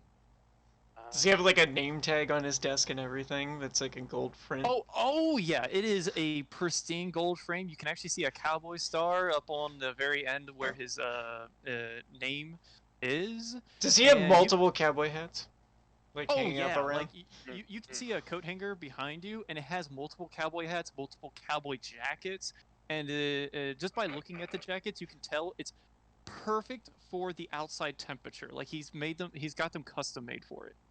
So this guy has money. Yeah, like you can tell it's the rarest of leathers. Okay. Well, Mr. Johnson, you've got my folder there. You know my exploits and misdeeds. Tell you, I'm a great commander. I'll take care of all that you need. Just really try to charm him, kind of like schmooze him, kind of talk his talk. Can you roll me a negotiations check? Yes, I can. Please do, because I can't. I think that's Alright, one of the skills that- I can't do. That is 12.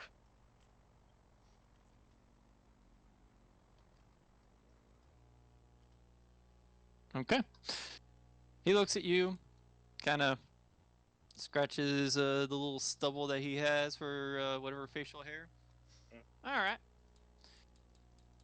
You can impress me with your little silver tongue there. I do appreciate that. I'm always a fan of silver. Now, what about you? Let's see here, Richard Goodman. You've been quiet over there. How the hell are you going to impress me? I see what's on the paper, but I want to hear your words.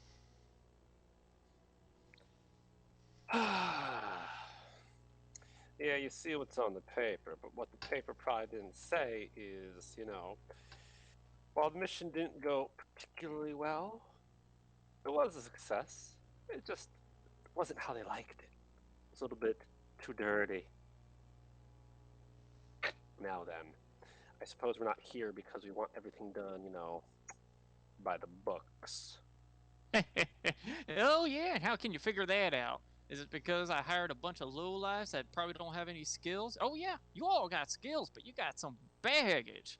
Like I am a rich fella. I have a lot of baggage in my closet, and whoo-wee, you all can put more baggage in there 10 times over. I'm gonna just kind of look away. I'm gonna kind of look across the line of people here and be like, what the fuck did you do? I'm like, what in the fuck did you all do? Well, I'm pretty sure I'm the most innocent one out of the rest of y'all. Now, looky here, Mr. Rogers. I hate to say it, but you're in no little safe boat either. I know about your past enough, too, and you're going to be surprised how the fuck I know that. Oh, this is interesting. Well- I rarely get excited. It does intrigue me. Well, So it looks allow me like to work for you, and we'll have ourselves a ball. I'm not a criminal per se, but I did not. Criminal? Yeah.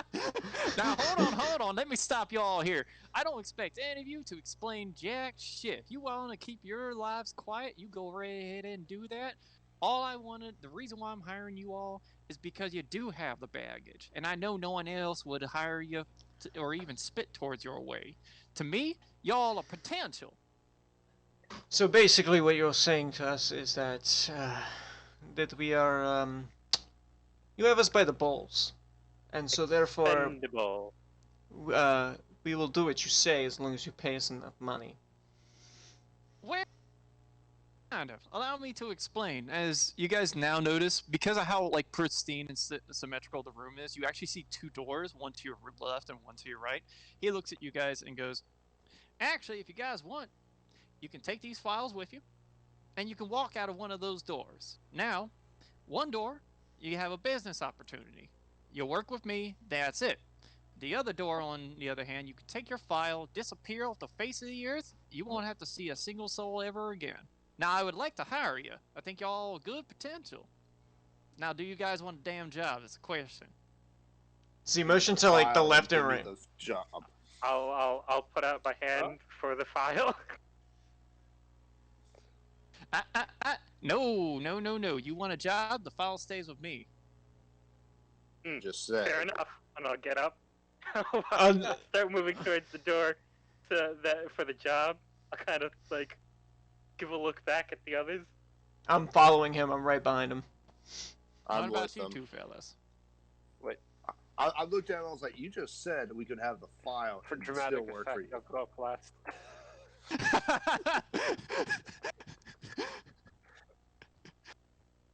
He immediately like tries to hand you the file. Sure about that, buddy? I'm pretty sure you said that, but you know what? How about this? You keep this and we'll talk later as I just get up and walk towards it. By the way, there's some people being smoked outside. They're part of my tank crew. It's a package deal. Yeah, well, see, I'll get to the statistics about your hiring process. I just need to know first. You all accept the deal? I accept the deal. Sure, aren't I? No Ready to go through it. problems. Well, how to? I'm happy to hear that. Y'all gonna love my business deal. I'll tell you that. And I am one hell of a negotiator. Everyone keeps telling me I'm not. And he's just rambling on how good of a businessman he is and shit like that. Like it's Sir, to the point where To be honest, let's just get to the job here. Shit, What are I we don't doing? have etiquette. I don't have etiquette. Damn it. all right. Yes. So What's this thing? with that being said, he actually stands up, and when he flips his feet around and hits the ground, you can hear the fucking the spurs Clap. on his shoes just go. First, Are they like dang. pink? Are they like pink cowboy boots? No, they are actually red cowboy boots. They're just like aggressively red. Nice. They're aggressively red. It looks like someone gave him bad advice and said, "Hey, this is your style," and he took it and he is wearing it proudly. Like people like were trying to make fun of him for a while with it, but then after a while they were like, you know, he kind of does look good with that. You know, he really pulls it off. It's like they've just accepted it. Oh, there is no etiquette. Which is weird because like everything It's else protocol. is white. He has a white cowboy hat, white coats, nothing. And you look at the rest of his cowboy outfits behind you, not a single one of them are red. But he has this bright fucking red obnoxious color for a cowboy boots. Wonderful. Wonderful. All right. So he gets up and he actually opens up the door, motions you guys to step through. I'll walk through. Fall through. All right. As you walk through, you realize it's just a very organized command center. Like there is a whole map of the whole asteroid up. There are certain other buildings onside the map. There are you see another dropship floating around the planet, which you don't recognize it, nor do you know what the fuck that is. But you can consider it as a Leopard class dropship. You don't know if it's his, you don't know if it's the enemy's, or what it is. You don't know. So as he's walking through, well, let me tell you why I hired you guys. I have a problem. Now, I'm not much into this whole mercenary business. I'm more of a mining company, but I think for a while I wanted to actually start one because of my problem starter arose. Now, you guys picked up the contract. There wasn't much on the contract, and I'll tell you why. if anyone knew that what happened to me goes out to the public, my company would be ruined. Like, ruined. Let me tell you that. So, if you accept this contract, everything you see here or say or whatever stays between all of us. If you try to publicly go out with this, I will take your file and put it publicly. So if any enemies, as he points at every single one of you, know that you're here, damn well they'll know that you're here. You understand? Think of it as a blackmail kind of option, you know? We get the point. Let's get to the details of the mission. All right. So your contract lasts for a whole year. After that year, you can realize if you want to continue on or not. But let me tell you about the mission. He goes to this big hollow table. He clicks one single button and a big giant map appears. This is a very important spot. Now then, let me tell you about the situation that we're in. I had a lot of supplies for me be taken away by some space pirate folk. Now, I don't know much about these motherfuckers or anything like that, but they took a lot of my supplies, and they're kind of using it against me, and I have very little left over. You probably saw the mechs and the tank that was out there. That's all I have left over after their little fucking raid.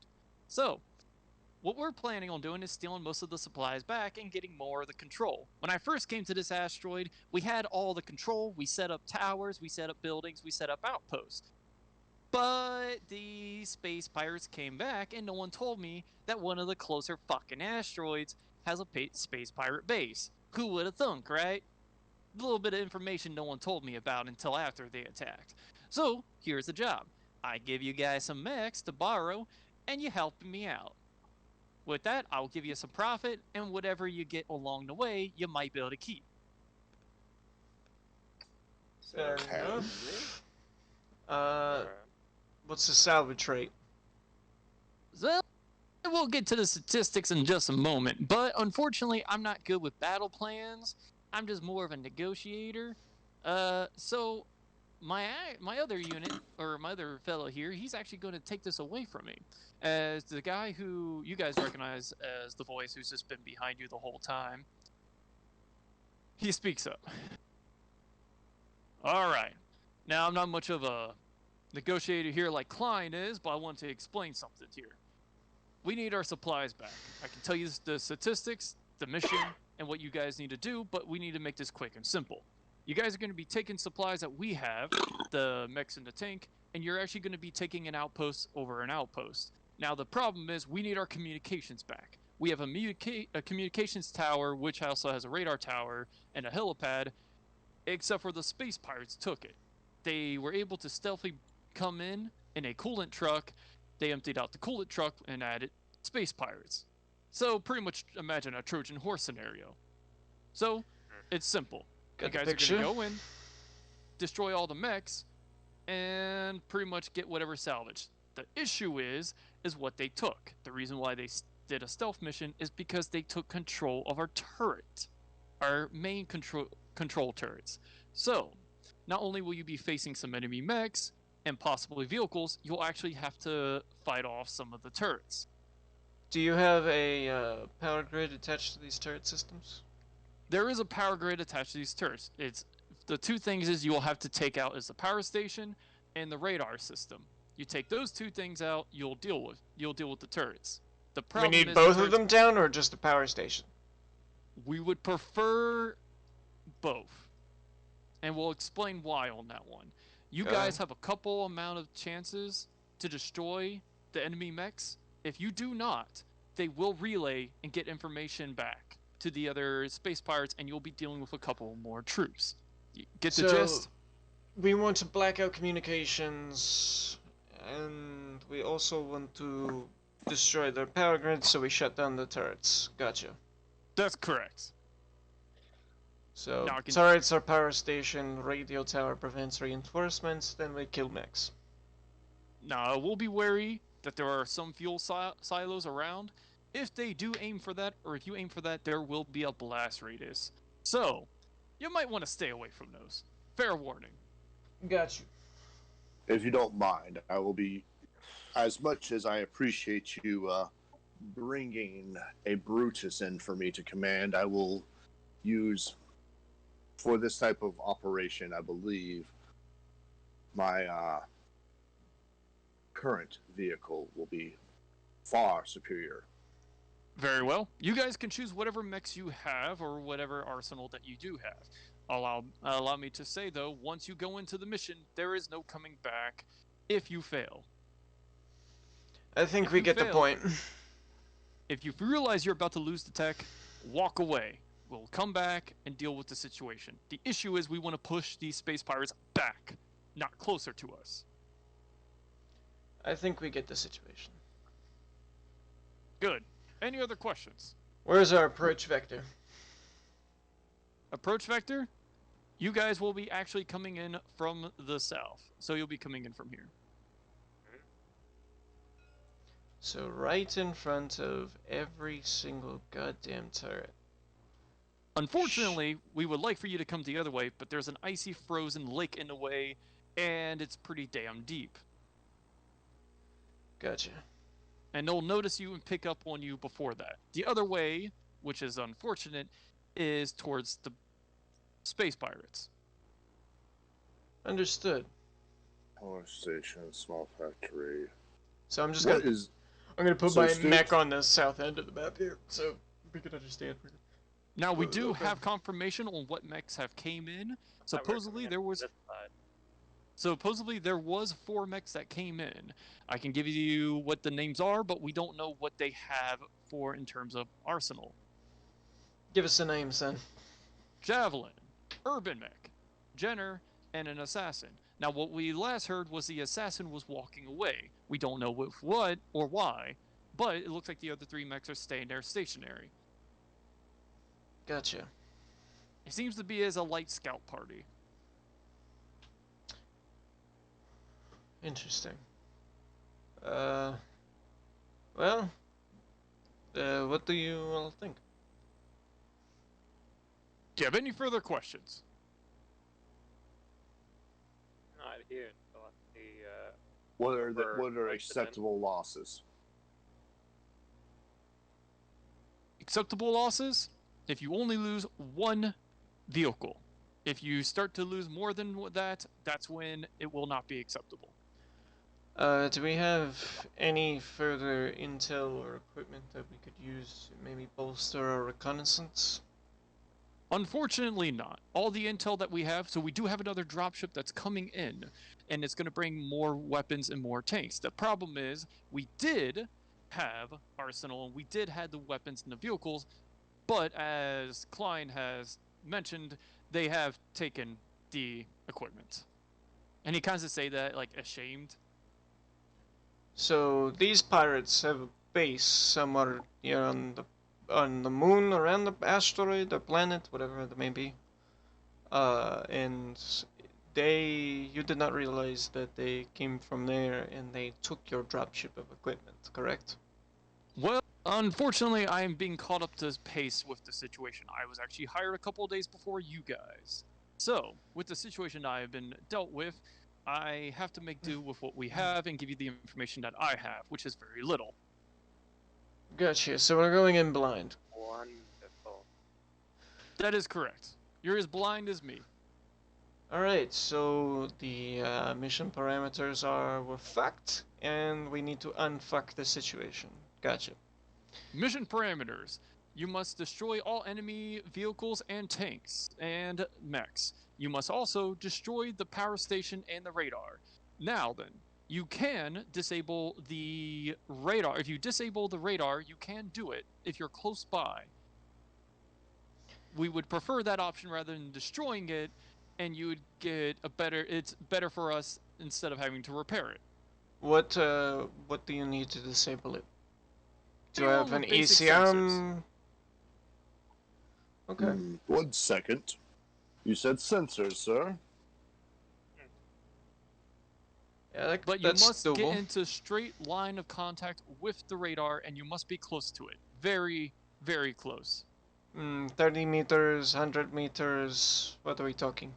You have to be touching the building. Understood. Very close. We Sorry. made that as a sail face. A failsafe. Fail safe. Got you. So, In this case, I would imagine our best opportunity here would be fast, light mechs who can get in, disable their communications, and immediately turn and destroy the power station. Once communications are disabled, we can run these mechs around ragged. That is correct, or whatever you interpret as the battle plans. Tank Commander, might I suggest that you aim for trying to hit that power station as effectively as possible. If you can get a clean shot on it, then we'll have a chance to be able to eliminate the communications by circling around towards the edges of the battlefield. I think that is reasonable, correct? That's very reasonable. So I want y'all to enter from the south. I want to enter in from the west. We're all going to be in the south. You all will be in the south. The reason why is we have a frozen lake in from the west, and due to the icy terrain, it's better to come in through where the roads are. This is option. This is basically a valley. This is a very unstable asteroid, I hate to say. I will enter in from the west. No, we're all gonna have to start in from down here. Yeah, Mr. Predators, you guys have to. I know, I did that on purpose. Bastard. It's called, you have to deal with the shit situation. Alright. I can enter anywhere from the south? Anywhere. How many hexes in are we allowed? So, you guys, let me explain. I would prefer 6 hexes close to the starting road, and you have to be starting on the outside map. Like, you start on these tiles that are touching the outside map. So 6 hexes within the starting line here, right? Yes. Sure, why not? I'll start on the road. He explains that anything further away from the road is very unstable ground. The asteroid hasn't been perfectly scaled yet, so you guys might actually run into unstable ground, fall in a pit, and he would prefer his vehicles not doing that. His vehicle? This is my vehicle. Yeah, I think all of us are going to be taking our own out there, except for you two who actually have vehicles from him. I am take the Nighthawk from them, so. Ethan, I need your opinion on something. Yep. Would the Brutus be a better choice, because the Brutus moves 5, but it has shorter range capabilities? No, I think your best bet here is to try and get a shot on that power station as quickly as possible while avoiding the turrets, basically. We do have one right. I don't know. There's one right there. Yeah. So there's one right here. By the way, if you guys tap tab, that'll give you a pointer. That'll basically mark something. So there's a light LRM right there. So let me show you guys the problems. You have a LRM right there. You have a medium laser turrets right there. You have another one here. And then you have a light LRM here. The thing is also, he doesn't know which ones are disabled or which one's properly working. Yeah, so basically assume everything is a threat. Yeah, now he does explain that you can figure out which ones are working with a sensors operation, but it will take an entire turn to do a sensors operation. So I would basically get a placement that gives you cover at this point. I would try and get somewhere maybe behind here within 6 hexes that gives you cover, or get directly behind here.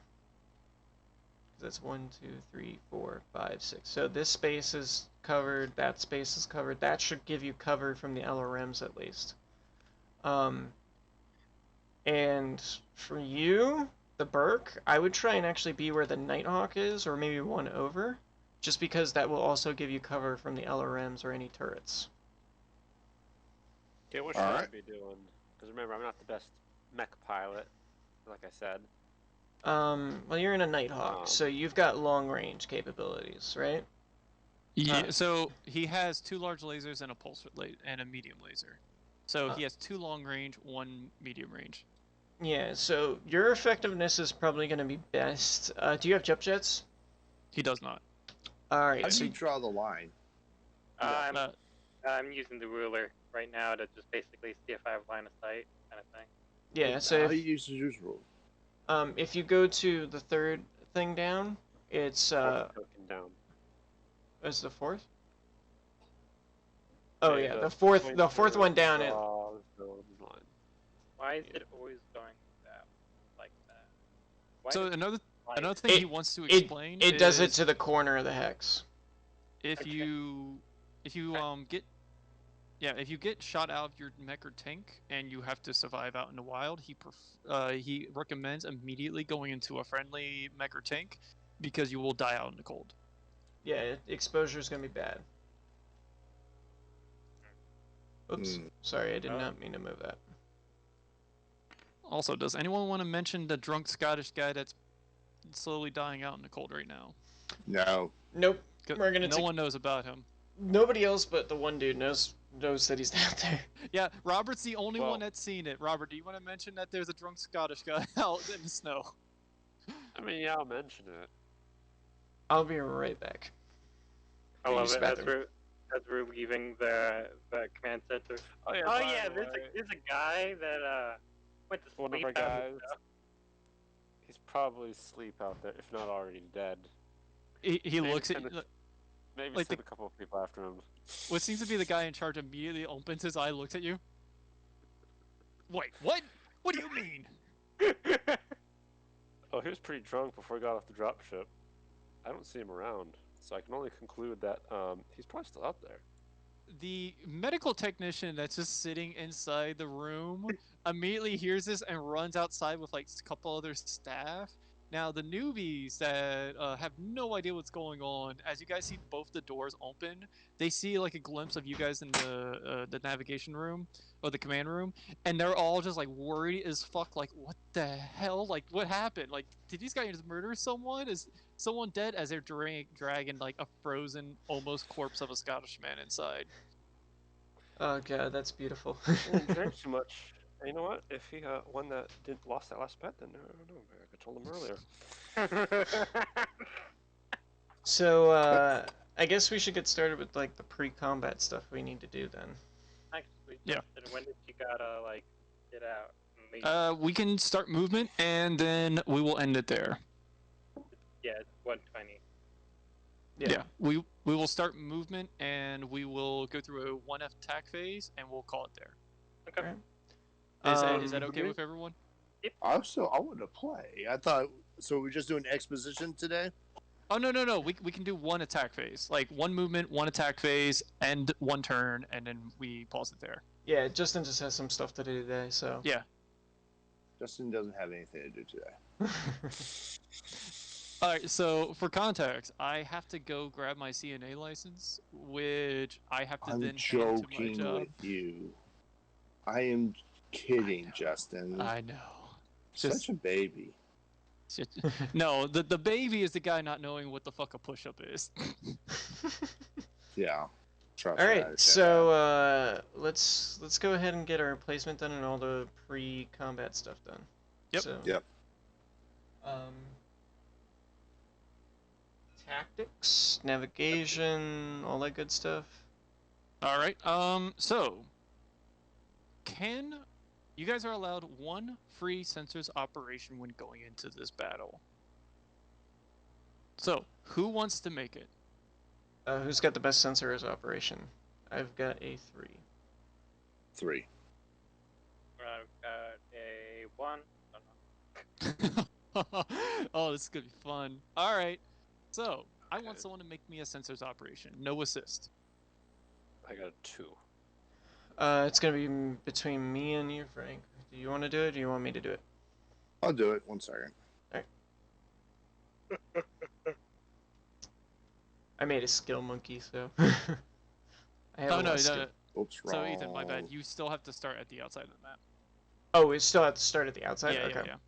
I I think just- he was saying 6 spaces from Yeah. From the road. Yeah. Yeah. Oh, but So still. third- Still 13? like still on the edge. Okay. Then I will be over here. 13. Oh, that's actually really good. Holy shit. Damn. Yeah, that's really good. I'll actually be here.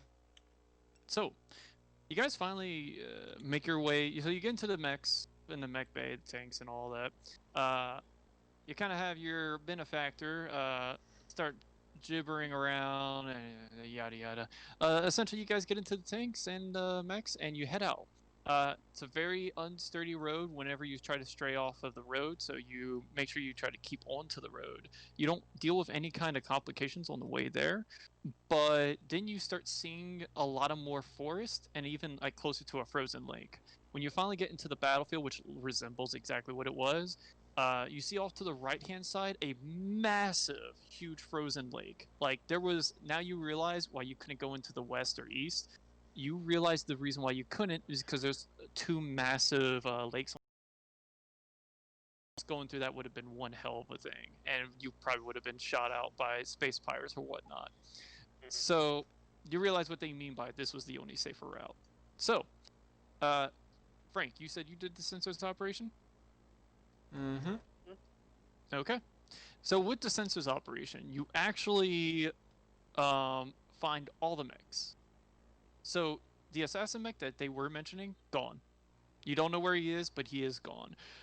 When you do the sensors operation, they do see you, but you immediately see all of them. You see a javelin, an urban mech, and a Jenner. Trying to see, you aren't high enough to see two of them, but you are high enough to see one. So I will go ahead, pull it up, and show you guys. I'll just place it here. So, here's the urban mech. Your guys are able to see the urban mech. Thankfully, it's not an AC-20. Urban R60. It's an AC-10 one. Still a damn good, strong gun. So we gotta be careful. That thing is basically a walking turret. It is not going to be fun. And then with the sensors operation, you're able to actually tell something else that's very important. You're noticing two dead turrets. They are completely destroyed. It looks like the space pirates repaired them just to kind of give a glimpse of like, hey, this is still here. It's operational. It's not. Completely dead. So the two that you see that are dead are going to be this one and this one. So that one's still going. Operational. Operational. Yep. I will go ahead and put counters on them that they are destroyed. I'm just going to use gunnery heat penalties. I know I have fire tokens around, but yeah, I'll just do this. Yeah, it works. And that one. It's right here. Thanks. There you go. Those two are destroyed, not operational. But you can tell those two are still operational. Actually, the rest of the turrets are. Gotcha. Okay. All right. So, tactics. Who's gonna be doing that? I got the tactics. Go ahead. I got the leadership. So am I using them both at this point, or am I just rolling the tactics? Is it tactics land, or is it just leadership?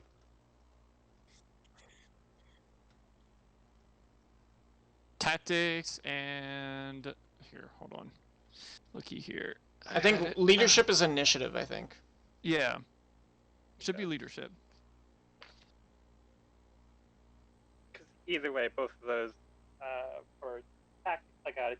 Someone might be better, but I've got a leadership 4. I have a tactics at 3.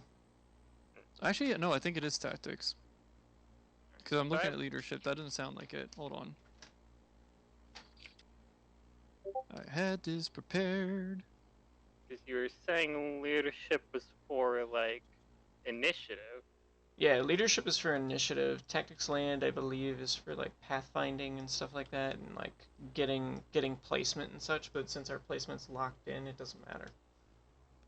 I think the tactics land lets us like move up more, basically, in hexes. So. Tactic. Let's take a look.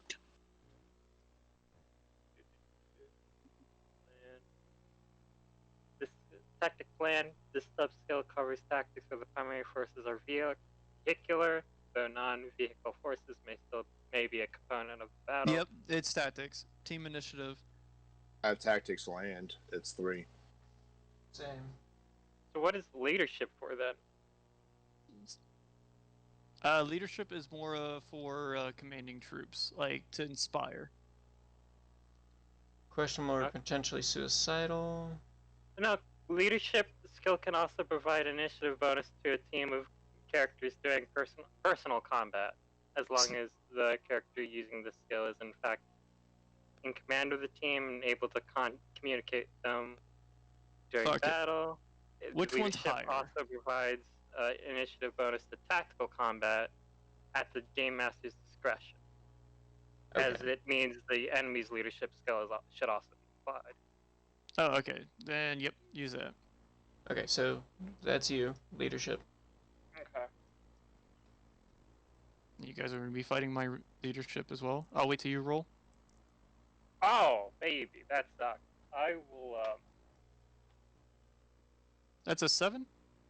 I know, did you... Oh, you used your dice. Oh! Oh, yeah, that's... Double ones. Snake eyes. I knew he was a stuffy suit. Alright, so... You can use an edge to re-roll that. Alright, so here's the thing. Without doing anything, that's an 8 if I'm just using leadership.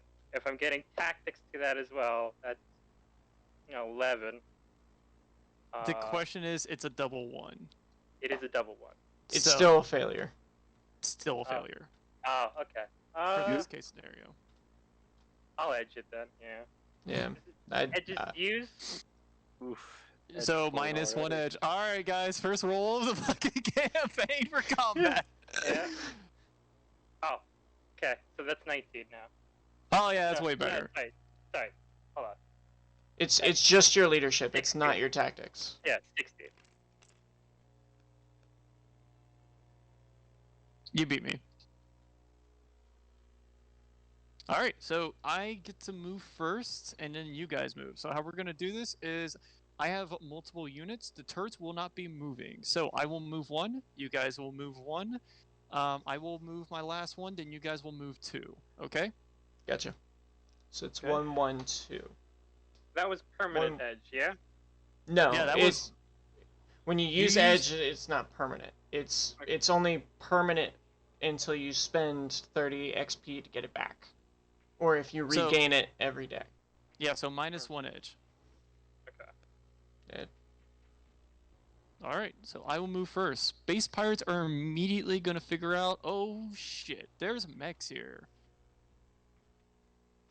Yeah, you got a Alright. fight coming, buddies.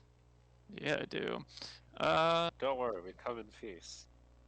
No you don't. We come to rip you to pieces. Yes.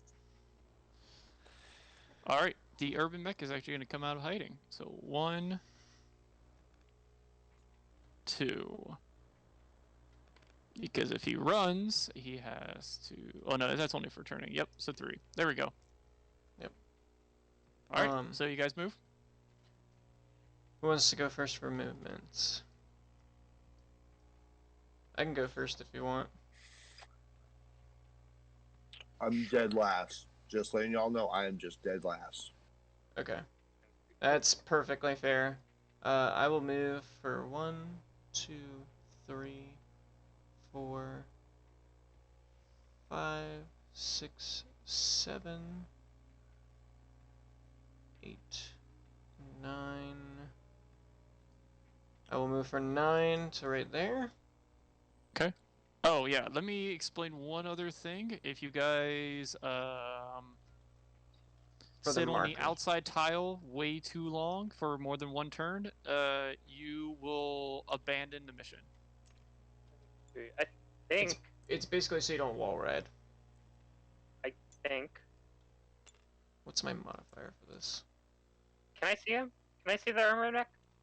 You I have cannot fallen. with the fuel silo in the way. An urban mech is not that big. Okay. And that the fuel silo is up by 2. So it's about the Okay. size of a mech. Well, urban mechs are still 2 height. But it Well, is blocking Yeah. it. It is full Okay. cover. But you can see the destroyed turret next to him if you want to shoot at that. No, So I have a +3 That's for fair. this. that's fair. Okay. I hate how it always like goes to like the bottom fucking like corner. Yeah, I hate that too.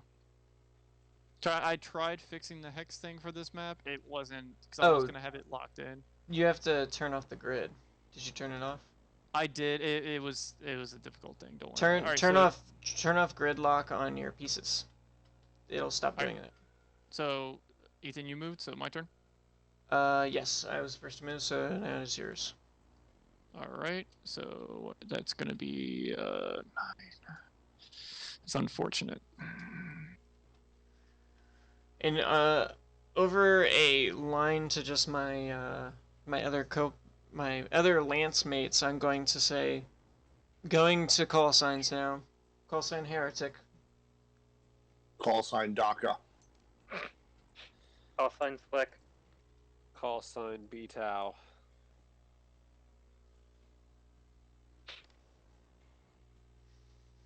Oh, filthy pulse rifle pawn scum. Okay, he jumped too. He jumped for 5? Oh, Dude, he technically has 6 jump jets. I hope you know that. Yeah, well, you're supposed to put... How many hexes do you move? 6? Yeah. So he has a +3 then. Oh yeah. Make it a 3. It's not the I know, number of I was- hexes you run, it's the number of modifier. Oh, I was doing it from my end because I have a different modifier thing how I'm doing things.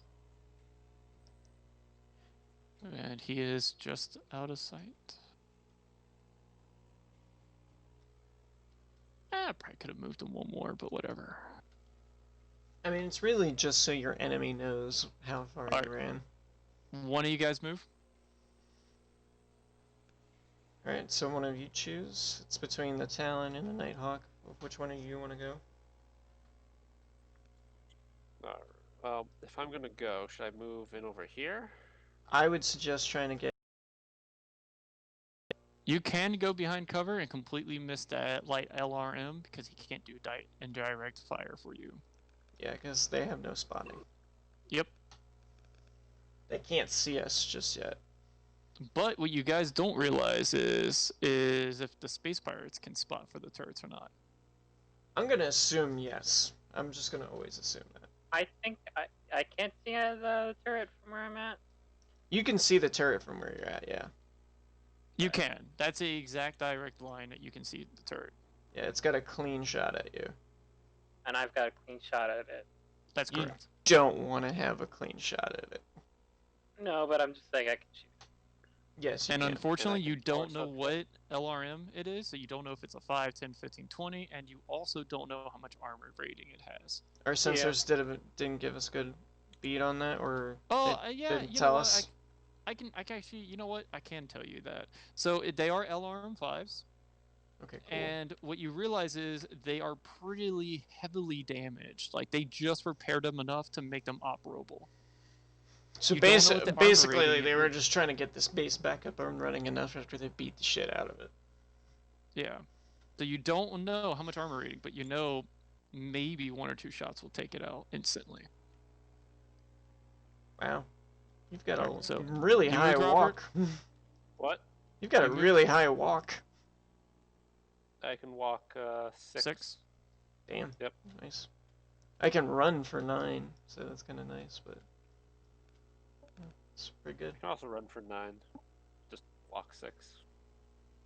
So moving up a tile Uh-huh. costs 2 movement points, and every turn you make costs a movement point.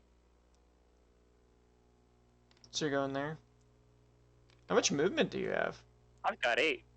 Oh, you've got 8. So 1, 2, 3, 4, 5, 6, 7. That you could only make it to here. Going up to Well, there. no, would- I started here, Ethan. yeah. 1, 2, 3. You still have to 4. turn. Did I have to turn? Your hex facing matters. Okay. Every hex facing is a movement point. So it'd be 1 to turn, 2, 3, 4, 5. Sorry, you were here. 1 to turn, 1, 2, 3, 4, 5, 6 to get up here. It'd be 7, 8 to get up there. No, you're right. You're fine, actually. But you'd be facing this way. Yeah. All right. And Frank, your turn. I'm gonna stay put. You can torso twist if you want to hit that. But you have trees enough in your way that it's blocking line of sight. Yeah. I know. There's a reason I'm up here. Okay, cool. But that's good because a medium laser can't hit him either. I got a line of sight on everything I want to hit. All right. Unfortunately, I'm playing a thing that requires a lot of line of sight. All right. So then, if you don't want to move, then just say you don't move. I don't move. Okay. So, combat phase. So you guys won initiative. Fire first. I would like to fire first, if you don't mind. Yep. Please do. You are a can opener. So, Frank, to give you a rinse and repeat, just in case, the turrets you figured out were heavily damaged, and... Oh, yeah. So that turret you're focusing on are medium lasers. I was kind of looking at the fuel tank behind it, too. Want to hit that? You can do that. You could just fuck it. Oh my god. Yeah, sure, you could do that. He's got a clean shot. I mean, I mean, you can actually shoot both if you want. You just get, +1 to each. Hold on, I'm just gonna put this here for a moment. No reason. Is it you can? It's not really an engine explosion, but I guess you're using it the same. I don't know what you're talking about. Just, It's a rating 2 explosion, isn't it? I don't know what you're talking about. I mean, or is it actually a rating 10? I don't know what you're talking. Looky here with that. That means nothing to any of you guys. I wouldn't have to worry about it. I just wanted to place it there for dramatic effect. Gotcha. You have it above it. I'll have to make it smaller to fit with the hexes, actually. Yeah, we're gonna have to fix it. You know, for no reason at all. So Little. I am going to split shoot this. Okay, so it's a +1 to each shot. I think that's it. You just need to get it. Yeah, it should be pretty good. You just have to declare which Yeah, there weapons you are go. hitting what. Yeah, that's pretty much good. Yeah. So I'm going to have. How delicate are the fuel tanks? Probably fairly delicate. You especially don't to know. a PPC.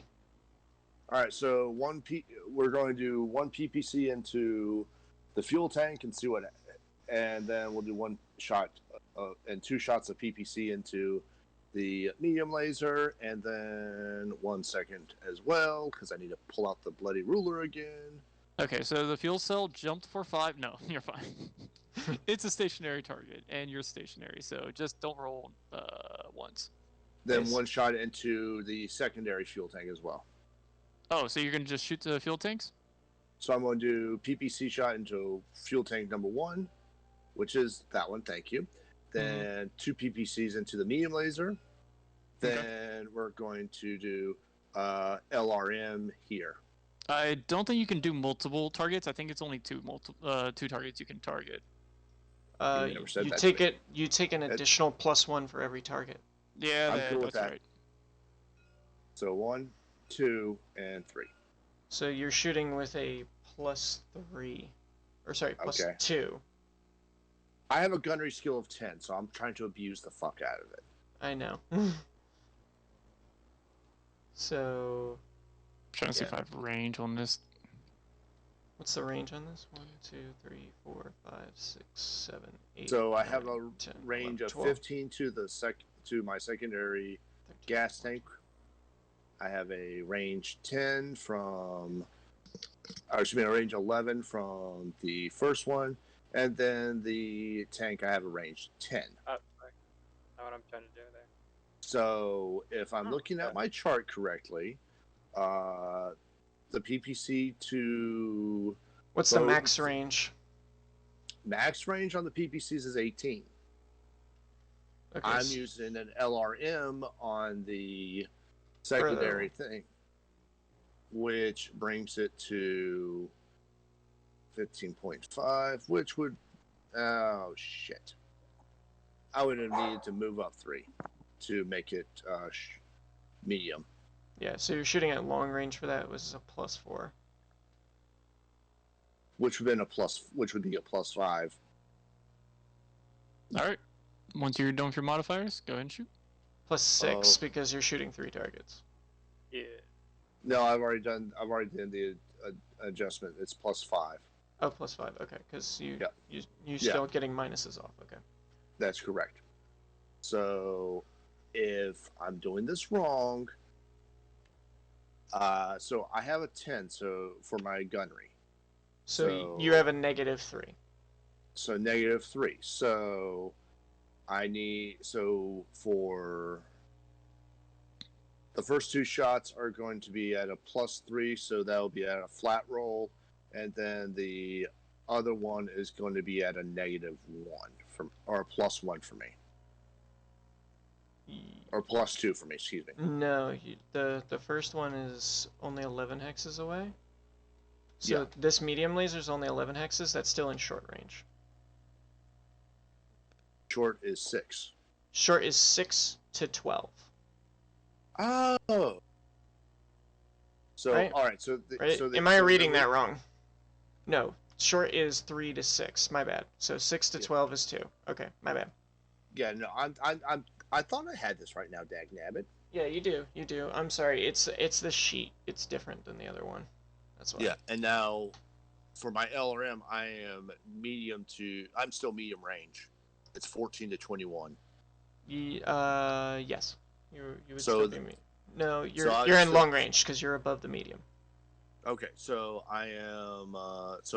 I'm still. So it's like I said, I'm at flat roll for the PPCs, and then for the LRM, I'm at a +1. Yes, which means you just can't roll snake eyes on any of these. Okay. If you roll snake eyes, you miss. All right. First PPC shot.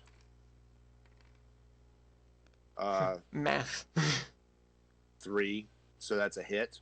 That'll hit. Yep. So that will be first shot will be 10 damage to the fuel tank. Okay. Fuel tank go boom. No. All right. Oh. It takes 10 points of damage and it doesn't go boom. All right. Now, which one are you shooting? This one. So, which one was the one that got hit? So, first one. Okay.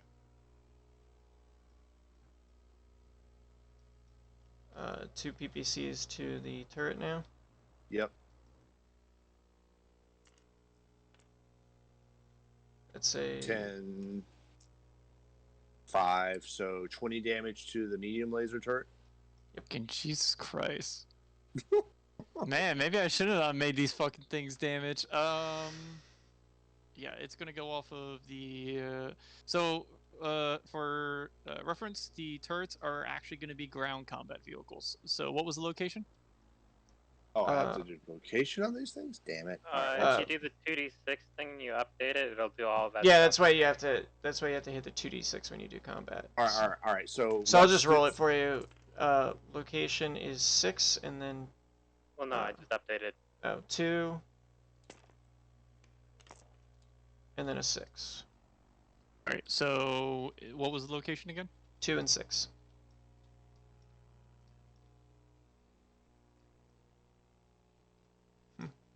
Here's the location table for vehicles. Oh, location 6. That's what I'm trying to see. Okay. Yeah, no, it's yeah. So you hit it in the front, it's fucking dead. Alright. Bye-bye! Oh, the fuel silo. Fuel silo is still alive. All right. Did you hit the second fuel silo? I'm about to do that right now. Okay. Go ahead That's and roll. going with the LRM 10s. That hits. Alright. So how does this thing now we get messed? You said we messed this up, right? The last time, Ethan. Yeah. How do missiles work in this game? So the missiles work like this. Or you want to explain it, Justin? So when you roll with the 2d6, it's going to, on the purple one, it's going to have a cluster roll. Then you're going to go over here to this sheet. Which one is it? It's LRM-10. Here we go. Cluster hit table. So what was the weapon size? Was it a 15 or 20? It's a 10. Oh, 10? Okay, so it It's was 6 a cluster missiles. of... So 6 missiles. Sorry, I already did the update thing. Yeah, And so it's 6 and missiles. it's right here on... Yeah, and it's right here, Frank, for the cluster hit table.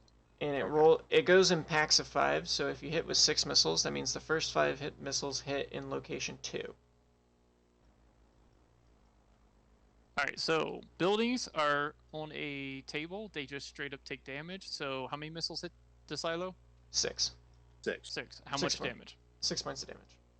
Okay. 6 points of damage? I thought the damage No, was so 10, so 60. no. That's where we were wrong on it. Wait. So the damage of LRM-10s is a max of 10 because it shoots 10 missiles. That's just telling you that's the max damage. The number of missiles that hit is the number of damage points it actually does. So The reason why so- it's important is because when you... like, missiles are more important when you're trying to hit multiple parts of a mech. It's really So good if for I'm- criticaling stuff. Stop, I need to understand something real quickly. Mhm. So you're telling me an LRM-10 basically shoots out, and then the cap comes off and shoots smaller missiles that are inside of it. No, it's 10 missiles that come out. 4 of them missed. 6 of them hit. Each one Why deals a would point I- of damage to armor. That makes no sense. Why would you have some system like that? When I understood this thing, the LRM-10 is a size, so it has there's a size 5 and there's a size 10. So there's a So you're size. willing- The so size you're 5 doing is a a rack single- of 5 missiles. A LRM-10 is a rack of 10 missiles. Yeah. That makes no sense. Why does that not make sense? Which part of it doesn't make sense? That makes 0 sense. Well, It's 10 missiles Because being that- fired at once. Each one does 1 point of damage. The Burke doesn't look like it even has a pods that could launch that many missiles. It Yeah. has a single bay to launch a single missile. no, okay. So the Burke, there's different redesigns of a Burke, and there might not be certain artwork of a Burke that has the missiles. But essentially, like, just because you find one artwork of, like, let's say a tank. This that this has isn't even a lasers- Burke. This is a Shrek PPC actually. It's a shitty look of a Shrek PPC. It's Yeah. There's and no like, there's no model of a Burke. yeah, I could not find a model of a Burke or a Brutus. I just had okay. to. Yeah, sorry about that. I know that's an issue, but I had to make do with what I had. Yeah, if somebody out there wants to make a model of a Burke, we would love that. I mean, you could Okay. probably actually use the Manticore. The Manticore, yeah, but you don't have the PPCs. I don't know. The Brutus actually is closer to it because it actually has the pods on the side. All right. Well, like I said, just not what I understood because I looked at the artwork for it originally. I was like, oh, okay, that's cool. So it fires one very big missile. No, it's actually a pod of missiles of 10 of them. Yeah. It's a pack. Then why would you? And I would just. Note to self, Ethan, we're getting rid of the LRM-10s. They're absolutely fucking useless. Yeah, they did that in later models. I'll replace it with another PPC. All right. That doesn't work, unfortunately. Who else? Because of tonnage. Anyways, who else can shoot?